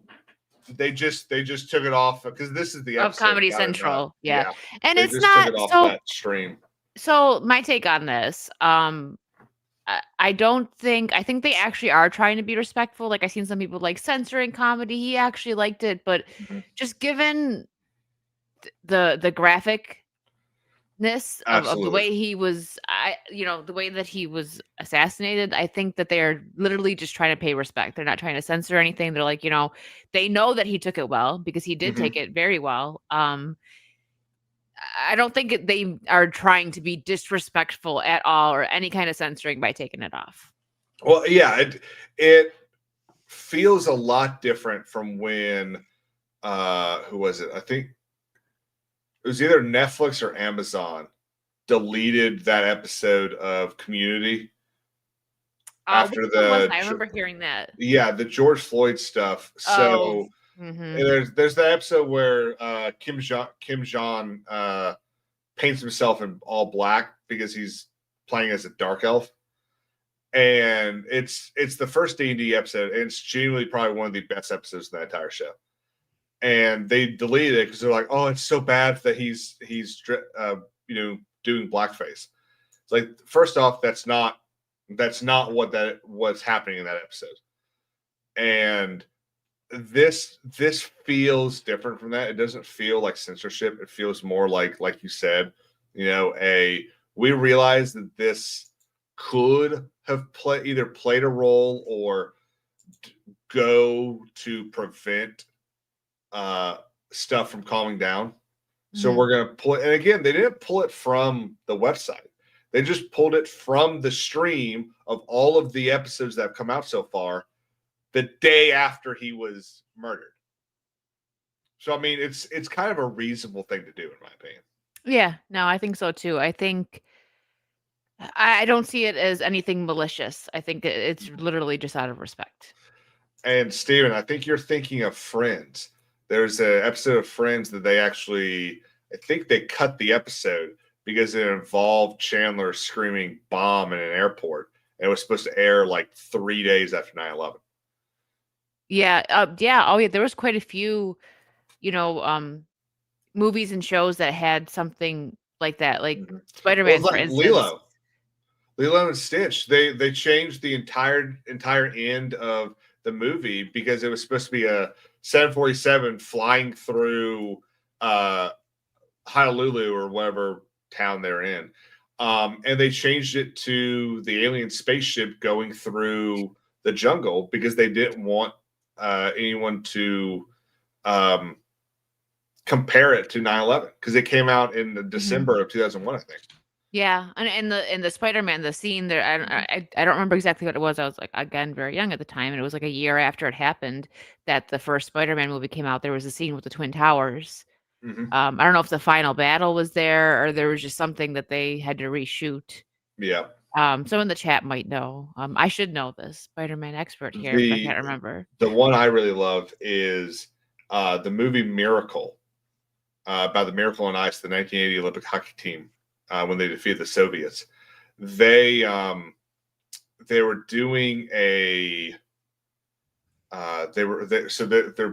doing the filming, and they're in New York City playing at Madison Square Garden in December of '79. They're playing the Soviets, and the opening shot of that scene is of the Twin Towers. And there was conversation about whether or not they should actually show that. And this is 2004 when this movie came out, I think. And there was conversation about whether or not they should actually show that scene in the movie. And everyone apparently involved in it was like, absolutely, we're showing this. Yeah. See, yeah, there's certain instances where it's like you should keep it, but I also understand treading lightly, I guess, given the just insanity that was going on then. Good night, Corey. Yeah. Sleep well. Yeah, that's something like we were talking about it on my stream, like, September 11th. That was something none of us will ever forget. I think even people that are probably even like 4 can probably remember just the atmosphere around that time. And I can't believe that your teachers were showing it. I mean, I obviously it's a national crisis, it's terrifying, do you want to see what's going on? But that makes me give more props to my teachers because I was a few grades above you. I was still in elementary school, but they didn't tell us a thing. Nobody knew what was going on, and we didn't know until we got home. So I'm not saying your teachers were bad for it. I'm just saying my teachers they really demonstrated a heck of a lot of self-control in that moment. Now he apparently is really upset that you're not playing tonight, so he decided to come on by. Hey, what's up, Lee? Benjamin. Hey, how you doing? How's everything going? You changed your background? It's something. No, did I? I don't know. Something looks different. We haven't played in like. Is that the Saturn V Lego set? It is. I am so jealous. Is that Sean Connery next to it? Is Daniel Craig? No, not the King's... poster. Oh, him, this guy? Yeah. Wow, King's is good eyesight. We're like, that's all like blurry. Yeah. He just gets on and gets his background immediately judged. Yeah. What's that? Oh, No, I saw I was I getting approve trashed of in the everything. chat, so I had to jump on. Like, You got trashed in the chat. yeah, Hokies, thanks. I can hear your heart breaking. Saying that I abandoned you. Mhm. No, See? listen, things are just going crazy right now. Listen, Oh. I haven't been able to talk about this. I haven't been able to. I put a couple of tweets out. I'm still a wreck. I'm still shook by this whole thing. I don't even know what to say about it. It's frightening. Mhm. I'm angry. I mean, I'm beyond angry. I'm pissed off. The fact that there's a guy that's, and I'm not trying to, call out his position, but he's not a lawmaker. He's just a Mhm. guy like you and me that just wanted Yep. to speak his mind and engage in conversation. And he developed a following. He grew, and that's all he did was just try to engage in conversation. And he got shot for it in cold blood in front of thousands of people. And there's people celebrating it, and it has sickened me and turned my stomach. I'm embarrassed to be an American when I see some of that stuff, and then I'm angry, and then I want to retaliate, and then I want to do something, and it's just you can't do a thing. Mhm. Your hands are tied. But he's not going to be silenced. No, There's gonna it's gonna be be the complete opposite. They created a martyr out of him. It's His voice another is Martin louder than Luther ever. King Jr. yeah. situation where, yeah, people are angry. What I'm seeing so far is, yeah, there are a couple. I call them demons because let's just call them what they are.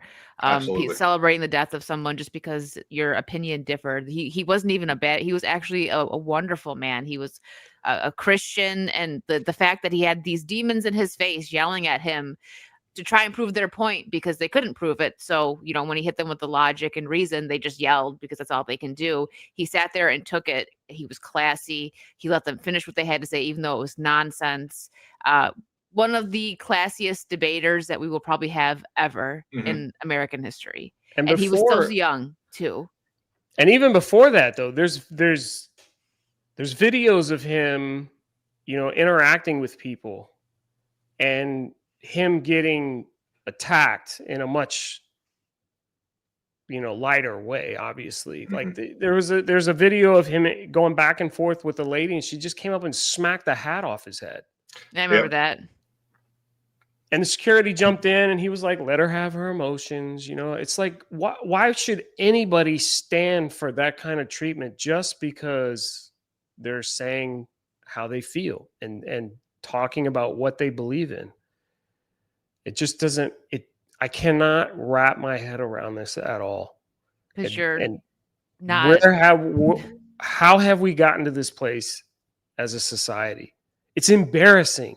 Mhm. Globally embarrassing that, people from the outside in other countries are looking at us going, look at these people.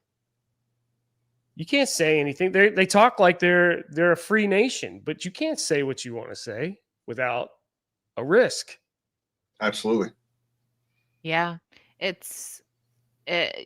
in the same boat where it's like you can't wrap your head around it. You can't put yourself in this position with these people because they're low IQ and they're weak-minded. Like, I couldn't fathom someone coming up to me and saying something that I disagree with and me even resorting to anything physical because I wouldn't. It's like, okay, we have different opinions and I just walk away, whatever. These people, and they're going around calling him evil. And it's like, why? When you ask them to explain it, they leave the chat, they start yelling and making no sense, or they just have nothing to say because he wasn't evil.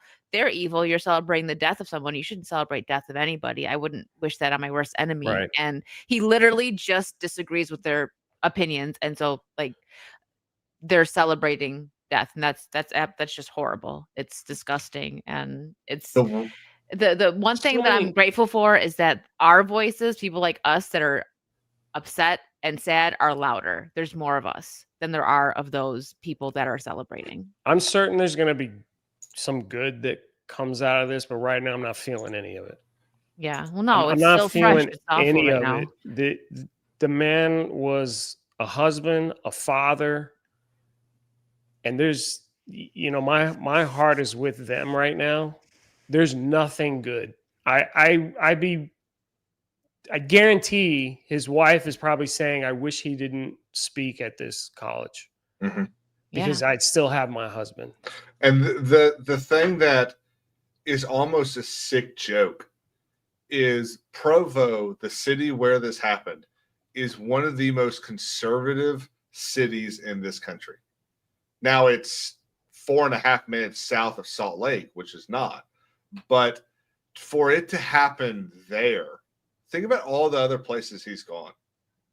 You know, he was just in the UK arguing again at Oxford. And think about all the violence we've seen going on in the UK. Like he was just in South Korea. Like he all over the place in some of the worst cities, some of the worst universities, and was just there to speak. He was in Chicago like 8 months ago. Well, I don't think it was 8 months ago. At a baseball game for the Cubs. Chicago. Yeah. The second most dangerous city in this country. And nothing happened. Yeah. It's you wonder, you know, how something like this could happen, right? He had his own security. Obviously, the college has a certain level of security, but why aren't they checking the roofs after what happened with Trump? It's just like it infuriates people like us because we think about that stuff. Like we're worried. Like, you know, Trump goes out somewhere and he's out. Like he's is it tonight that he's pitching for the Yankees? Yep. It's tonight. Well, and I don't know if people he's are throwing worried. out the pitch, but Well, no, he said he was. Didn't you say that, King? Said he is throwing Yeah, out he the pitch? said he is was he gonna throw throwing? a Is he pitch. actually throwing out the pitch, or is he? I mean, just, that's what he said he was. I know he's there at the Yankees game. He said he was going to, and the thing is, like, I wouldn't expect less from Trump because that's part of the reason we vote, like, people that voted for him. He Right. won because he's strong, he's a leader, and he's not afraid. But people like we just get scared because it's like right now it's panic mode for all of us because, like you just put it, you know, Charlie Kirk isn't a politician. He was just a regular guy. Yes, he was a strong voice, not dimming that down at all. But really, on the surface, he's just an everyday person like us that was good at what he did, political commentary, especially reaching out to the youth, which is why he was hated so much because he was putting common sense and critical thought back into schools. So the younger generation doesn't just lay down and take whatever these people are throwing at them. They're like, wait a minute. And they're questioning it and they're making sense of situations. And they don't like that. He was so good at what he did. But again, he did it so classy. The way he debated, he never cussed at anybody. He just made his points. And of course, these demons just scream at him and they make no sense because that's what they do. They start frothing at the mouth when they don't get their way. And it's just, this is going to have us all shaken for a while. Well, the thing is, there's two things. He's not a politician. He is not, or was not. I just can't believe I got to refer to him in past tense now. He was not an elected official, so he's not protected by the Secret Service. Any protection, any security detail that he had to pay for and arrange himself. So at what degree could he have a level of security that would near guarantee his safety, similar to what the Secret Service provides, right? Yeah. He's not going to have that level of security. But the message that he was sending, or the things that he was doing, the wanting to debate, the prove me wrong, that whole movement, that turning point, that movement rattled so many people. And the fact that they were trying to push back and they couldn't rattle him, that's what triggered them.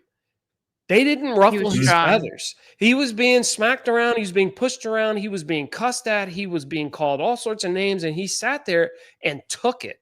He took every bit of it. Absolutely. And it frustrated the radical so much that they decided to pull a trigger. Yeah. And somebody that's being so calm under all of that pressure, under all of that hate, that triggers that causes someone else to grab a firearm and use it against him to silence him that way. Well, if you're not going to hear what I have to say, if you're not going to be rattled at what I have to say, I'm just going to get a gun and pull the trigger. I mean, where are we? It's scary. Well, We're in a and scary time. someone said earlier, Lark said, could be worse. You could be in the UK. And the thing that's Not wrong. terrible about that is he's wrong. They're not being killed over there. They're being arrested. I would rather Charlie have been arrested. Well, it's both, right? What's happening? Well, so what I mean is, let's point out like what's happening to like the people women in the streets and stuff out, there. You know, yeah, the people speaking out aren't. Yeah. The people having the conversations aren't. They're being getting killed arrested for for memes. They're being arrested for it. And again, Yeah. like that's terrible. Where are we where that sentence comes out of my mouth?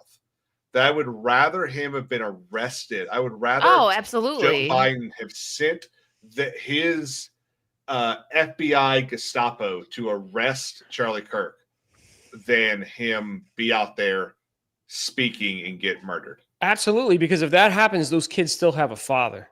Yeah. And Erica still has a husband. Yeah. I'll tell you one thing. The country of free speech is like no longer, you don't know if you have that anymore. Mm-hmm. That's what was demonstrated. If you don't side with us, or if you don't agree with what we believe, then we're calling you a bigot. And now you're getting hit for it. You're getting shot for it. Mm-hmm. And something else that is just enraging us even more is that they don't have somebody in custody yet. Not I yet. know Yeah, they have. I know that's they so have annoying. suspects. There's a press conference at 9:30 to give an update on that. I don't It's know. the And one- Kings, listen, if I'm going too hard, if I'm going too crazy, I'm sorry. I am Absolutely, I do. I think you're pulling your punches. I'm really rattled. And I'm tired of being quiet. I'm tired of being silent. I'm tired of trying to be the one that's like, well, I don't want to upset. You're tired of being other the bigger person. guy. Yeah. I'm Mhm. sick of it. Of 20 years of this. Yeah, I remember I think it was, let's see, Obama was inaugurated in January. I think February, there was a cop that shot a guy. And Obama invited the cop and the victim to, I don't even remember what he did.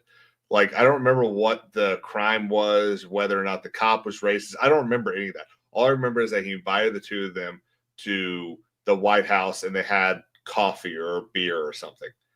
And it feels like ever since then, common sense conversation has been destroyed. Every single time you sit there and go, well, hang on a second. Is it not weird for the president to invite a criminal? Well, what do you mean? Why do you think it's what do you think about him? Why is he a criminal?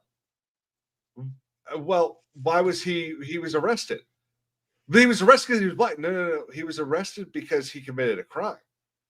Like, any sort of common sense conversation has just gone out the window. Right. And it's gotten worse and worse every year.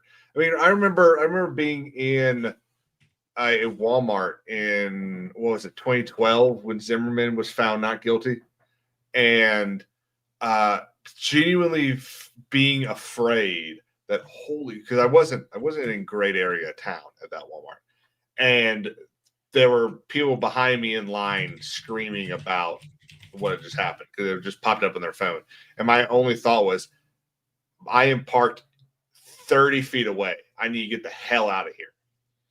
And I would have been 17. I broke every traffic law in the book. Get out of there.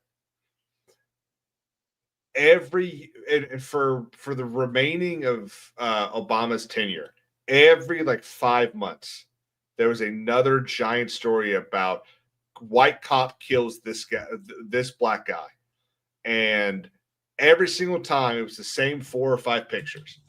It was a photo that was 7 years old, that he was 8 years old, and they trot the mom out there Jesse Jackson and Al Sharpton would go out there, trot the parents out there. They would cry. They would file lawsuits against the city. And they would become the newest millionaires of whatever state they lived in. Yeah. And every single time the right would go, you know what? We'll let them. Let them have their argument. Let's not intrude on this sad time. But the more and more that we've done that, the more they've taken. And now, instead of starting here and getting to the all white people are racist throughout the week-long conversation, they now start at this is Trump's fault. And they've been doing it for a decade now. I know that even when he wasn't in office, everything was Trump's fault. And it's just, it still doesn't make any, it doesn't make any sense. I still can't understand why that level of finger pointing is what it is today. Where Charlie Kirk is concerned, you can find him still all over social media where he's asking people to come up and say, "Yeah, you're racist." And he says, say one thing that I have said, name one thing, quote me, do anything show me where I have been a racist. And they can't do it. They got nothing. Yeah, nothing. They just say, you are. He's like, tell me. My mama told me. Mama said. Yeah. The thing that crushed me this afternoon was Turning Point did this statement. And not only did they tweet it and post it on YouTube from the Turning Point USA account, but they also tweeted it from Charlie's account. And I saw the notification pop up, and just for like a second, I had so much hope that, we've just been lied to. And then obviously I read the thing. I was just like, it felt brand new all over again. Yeah. Yeah. This, I don't know. Like I've said it a billion times before already on so many streams. Like they made a martyr out of him, and this is going to make some real change. And if people don't wake up from this, I don't know what will wake them up. I truly believe they will. People that may have been like on the line a little, like they didn't know which side to lean on, they're going to see this and be like, wow, this is crazy. Like anybody that has a little bit of sanity, right? You can't talk to people that have gone full left. Like there's just no reasoning with those people. But people that think that still, maybe coming into politics or, feeling it out and think like, because, the left is supposed to be the party of love, right? Acceptance and everything, but they are not. So anybody with eyes can see that. And you see this Christian father who was a good man. Anybody who doesn't just get super angry over his takes, they're not going to think that he's evil. They're going to see this is just an everyday man that got his life taken for speaking his opinion, and it's going to make them go fully on the right. I mean, like for me personally, I've always been conservative, but I didn't not politically, just like the way I live my life, conservative Christian, right? I was never political until right before Trump ran the first time, because I seen, and this was people that I knew personally, this was before I was on the internet, just posting lies. And it got to the point where I was like, okay, like why would people even be entertaining voting for this guy if he's so bad? So I decided to just do a tiny bit of digging myself. And I'm like, that's a lie. That's a lie. That's a lie. What? Like Photoshop. Like the one thing that really got me was like some woman had like "Make America White Again" shirt. And I was like, oh, come on. Even I was like, that's not real. And it was Photoshop. It was "Make America Great Again," obviously. But yeah, they Photoshopped that. They Photoshopped him into pictures of people. And I'm like, and this is people I know that were posting it on Facebook.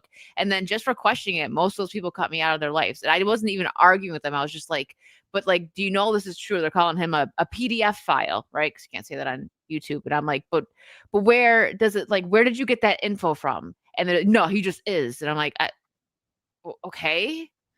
And that pushed me to the right when I started actually diving in. And I was like, man, the left is freaking a bunch of Looney Tunes. I've been surrounded by Looney Tunes my whole life. But Wick, the difference between you and tons and tons of other people is that you did your own homework. They're too lazy. And you're open-minded to at least hear a conversation. And that's how do you hold people accountable?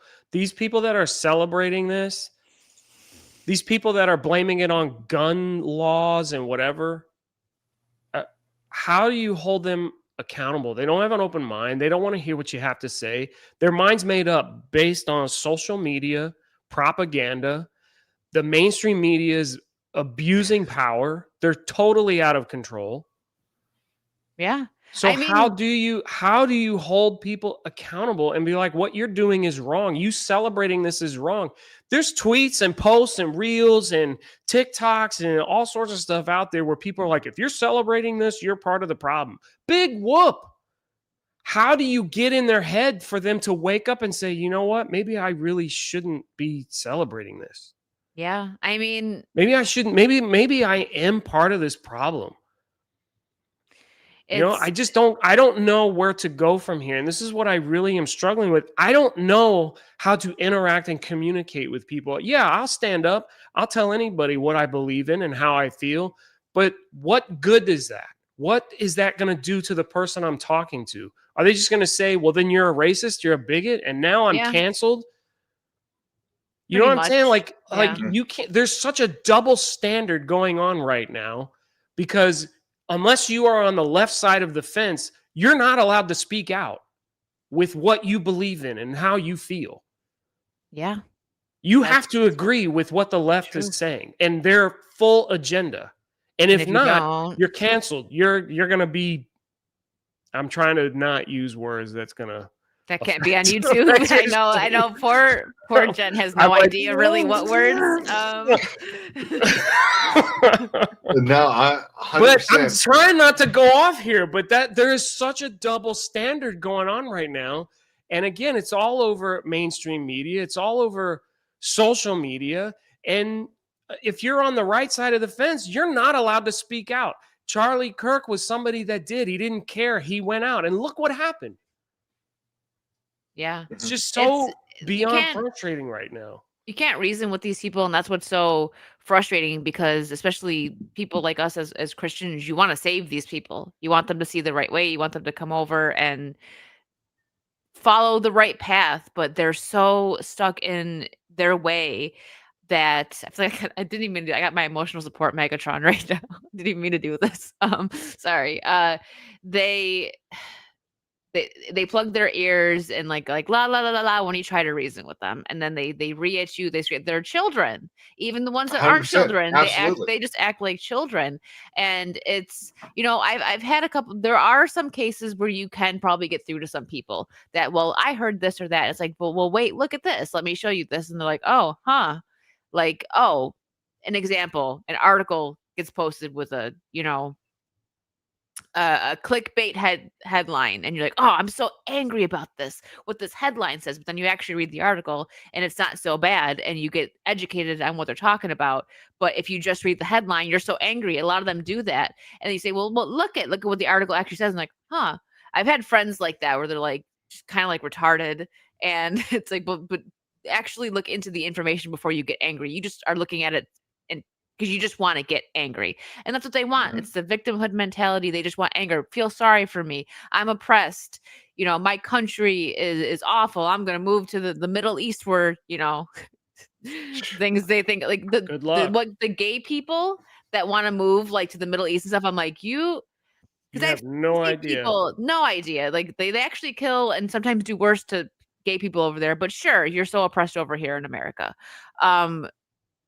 There's people that go on the streets and do like Charlie was one of them, but there's a lot of people that go and talk to people and they'll just like ask a question, and they don't do it like trying to start a fight or anything. They'll be like, okay, so are you for this or for that? And then they just pick something and like, well, why? And like, and they can't really give an answer. And then the person that's interviewing will give a few, tidbits on, well, this country does this and this country does this. Are you still for this country? Oh, well, no, I didn't know they were doing that. Because some people just, it's not that they're evil. It's that they think, like I said earlier, they think that the left is the party of love and acceptance. And they're like, I don't want to be a bigot or a this or that, so I can't be on the right side. But if you actually approach them in a certain way, and these are the ones that aren't frothing at the mouth. The ones, once they're frothing at the mouth, they're lost cause. But the ones that are in the middle that just think that they're doing the right thing by like, I want to be accepting of everybody, and they think that that's the right way to be, which it's not the wrong way to be, but the left doesn't do it the proper way. And if you sit and you approach it in a way like that, like, oh, so what's your stance on this? Well, what would you think if it was actually like this? And like, huh? And then you actually get the gears moving, and you get them thinking. They may go home and start doing their own research. Like, I didn't know that about this politician that I was going to vote for, or whatever. I'm just using like not broad terms or whatever. You get what I'm saying? I've seen it because little clips on the internet. But they get all their information from like TikTok. And that's what they're basing their feelings on, because some TikTokers said this is how you need to feel, and like, oh, okay, yeah, Trump is terrible. It's just, instead of doing your own homework, your own research, and really thinking things through. The whole point about banning firearms is just ludicrous to me. I don't understand that argument, and people are coming out now like, see, well, if firearms were banned, and he'd still be alive. It's like, are you kidding me? Because criminals, if firearms are banned, criminals aren't going to get them. That's their way of thinking. Yeah, but we've seen the rifle. Assuming it's the rifle. It's a hunting rifle. There is not a single politician in the last 30 years that's advocated for the banning of hunting rifles. No. Every law that Democrats have tried to get passed over the last 30 years could have been passed, and that guy would still have been able to get that rifle. 100%. But we had an incident on a subway just days prior to this that went viral. Irina. So should we ban knives? Yeah. Would that have stopped the crime? If we ban knives, then they'll use scissors. If they use, do you see how this is my point? More people are killed using baseball bats. Mm-hmm. Do you see how crazy that argument is, to just say, well, see, if we had restrictions, right? So murder's already illegal, but people are breaking that law. Someone did that last night. Someone drove a car into a vigil for Charlie Kirk last night. They're insane. Like they want firearms banned, but when has there been an incident when it's actually, I know there's probably incidents, but I mean something to this extent. They act like it's the right wingers that are going to go and attack some like left wing politician and stuff. But the last few big ones, it was completely opposite. So the thing is, if you put a law in place to remove all of those kinds of weapons, who do you think is going to follow that law? Law-abiding citizens. You think bad guys are going to follow that law? No. That's the thing. And that's the argument that people use a lot. And they don't understand the logic. Like, it's like, you really think some criminal that goes and robs a convenience store or goes like rob some lady at gunpoint is going to go, oh man, these are banned now, better go turn it in? No. Tell me how the law on illegal drugs is working out. Yeah. Because the drug running from outside of the country is out of control. And if you put a ban on certain kind of weapon, then the weapon running from other countries is going to be out of control. Oh, absolutely. And then again, like you said, people need to stop focusing on this, like, oh, this law needs to be in place and people shouldn't have this. And that was founded by our founding fathers. That was put in place. It's not going anywhere. Mm-hmm. Yeah, and just like you said, you put a ban on it. Who's not going to be able to protect themselves? The law-abiding citizens. Right. The criminals are still going to have their weapons, and it's going to be anarchy. You want to put restrictions on things and limitations on things and weight check, time constraints and all that. Go right ahead. That's a big reason why, among other reasons, because people just did not like Hillary. But I had like one cousin, for instance, who you would look at him and you would immediately think that he's left, but he wasn't. He changed during Hillary's run, where he's like, He's like, that biatch is gonna try and take our guns, and he's like, I'm not like that's that's exactly. I cleaned it up. That's not exactly what he said. He was like, nope. And this was before I was in on it voting, and he was like, no. Mm-mm. And then like people around him were like, oh, so you're gonna vote for Trump? And he was like, yeah. I am, and like he's mulatto. I'll just say like, so you know what I mean. You see someone of color, and they're like, what? You're gonna vote for Trump? You're whatever. Like, he was like, absolutely. See, and that's crazy. And the people like that was another thing that I seen like, that, and then I knew a Mexican girl who told a story about how her family came here legally, and they were so proud of it, and she was against illegal immigration, and people were like, what? How could you? She's like, because we came here legally, we did it properly. And you don't, when people see that, they don't understand it because they think, oh wait, people of color are supposed to be on my side, not the other side. It's like, yeah, imagine that. It's usually the white people that are getting all mad about it. Right. Hate to say it, White women. Hey, listen, don't look at me like that. I got a little bit of flavor, okay? My daddy was Puerto Rican. Okay.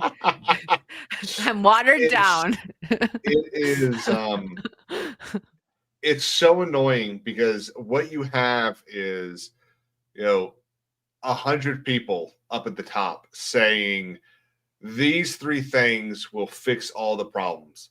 But those 3 things just so happen to be fundamental human rights guaranteed to us by, unless you're Tim Kaine, guaranteed to us by our creator. And what they do is they sit there and they demonize these things, and they tell their millions of followers, if these 3 things go away, everything will be better. And so those millions of people sit there and just repeat the same 4 or 5 phrases that their favorite TikToker or their favorite YouTuber says, and they have no substance to it.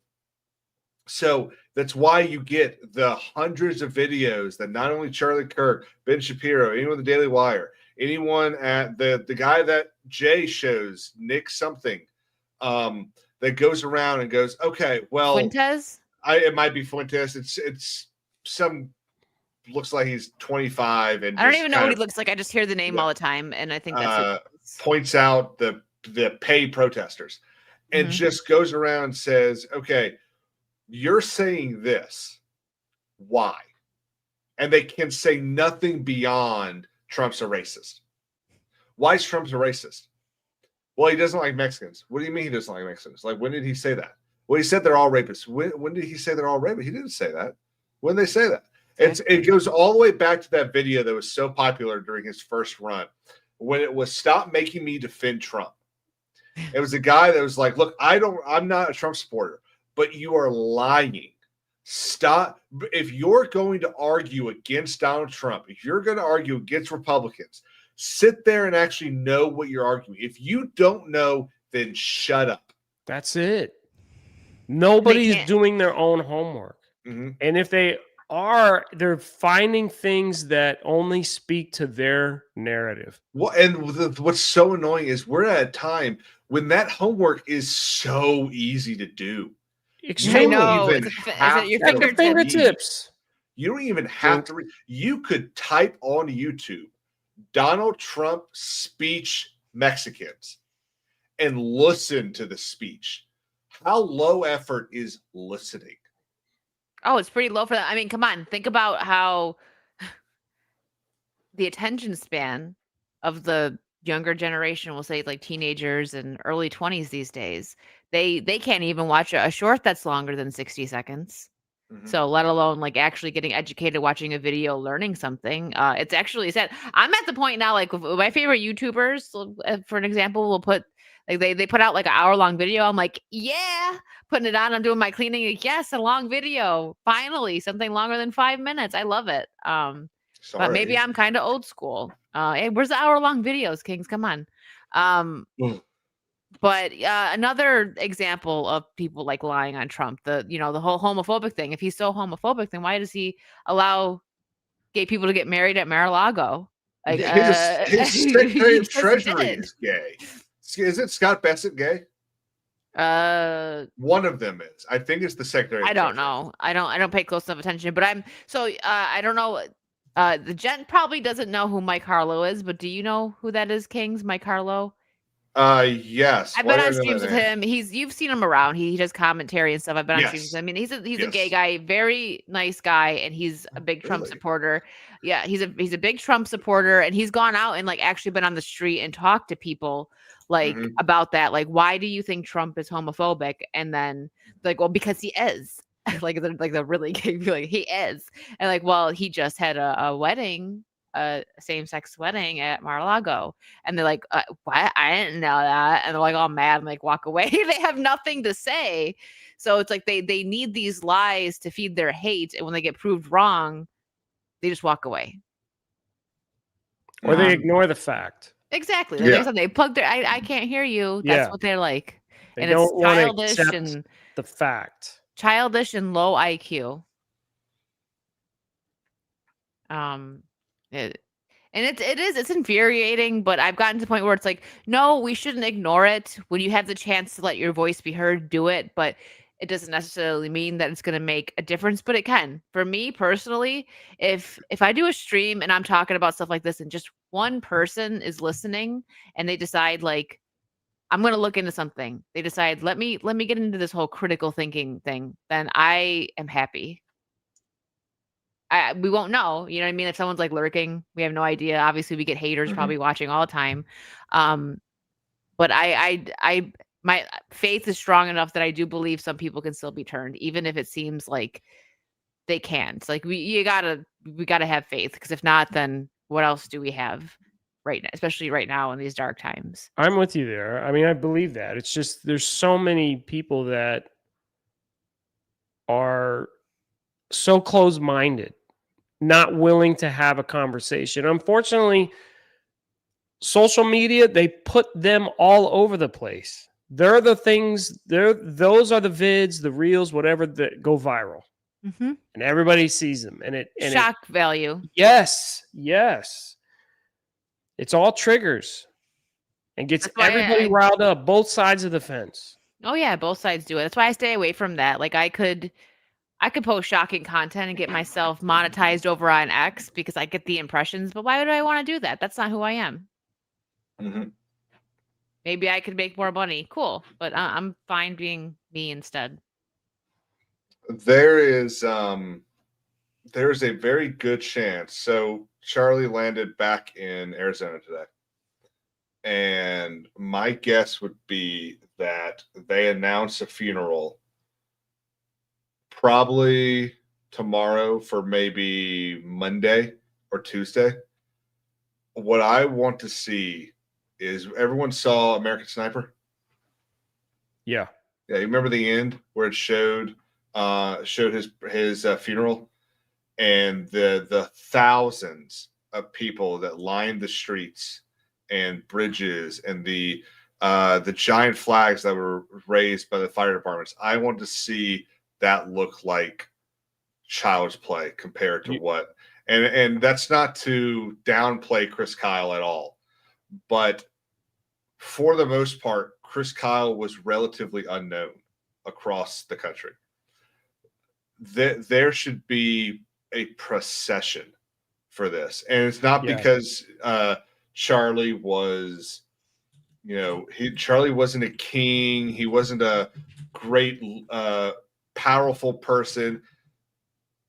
He was a victim of not only the hate going on in this country, but he was a defender of the Constitution.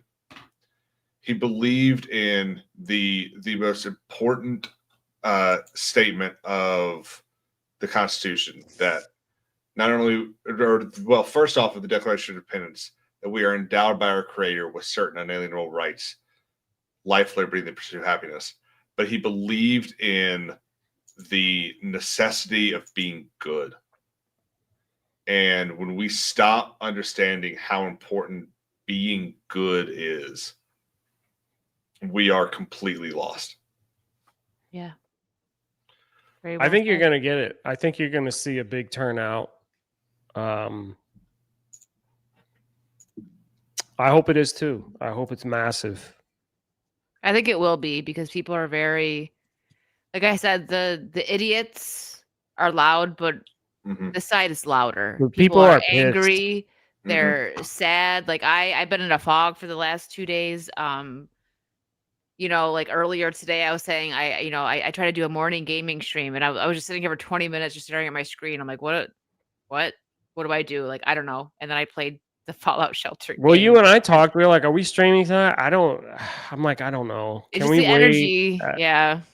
I haven't talked about this. I haven't gone on any other stream. I just couldn't. I could not put words. I'd be useless. I wouldn't be able to put words together. So this is the first time I've been able to talk about it, and I didn't want to do it while we were gaming and running from a killer and or whatever it is that we decided to play. We can I don't know. resume. We can recoup and resume next week. We'll get back fully into spooky season, and try and get back to normal.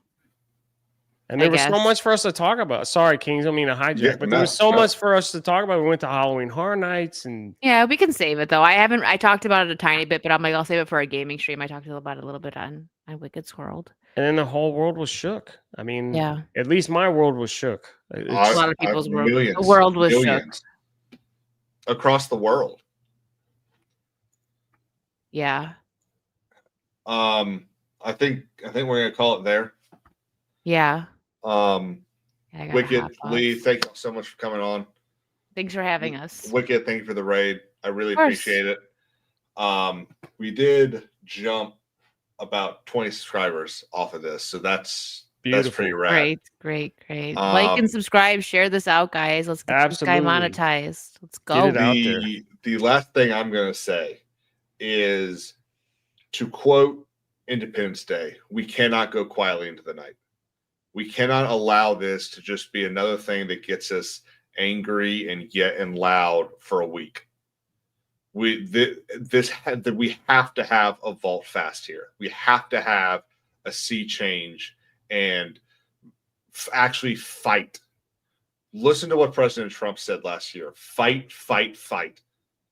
That there's evil in this world.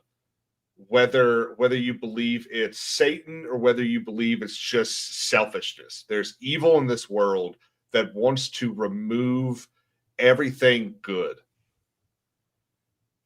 And the things that are good are worth fighting for. Go and vote. Next time you hear that joke, pull that person aside and tell them why they're wrong. Do something.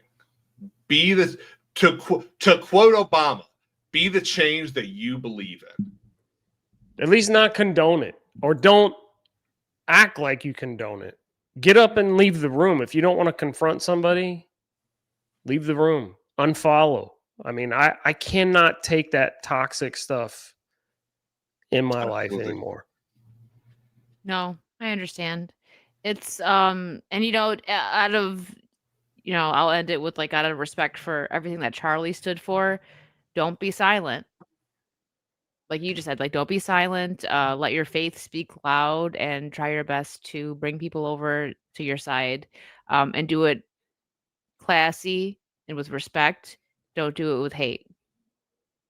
Amen. Thanks for having me on, brother. Appreciate it. Absolutely. Thanks, Kings. Yep. Y'all have a great night. Great. Normally I would have some sort of end, but I think we're just going to end it right there. We're going to pull a J and just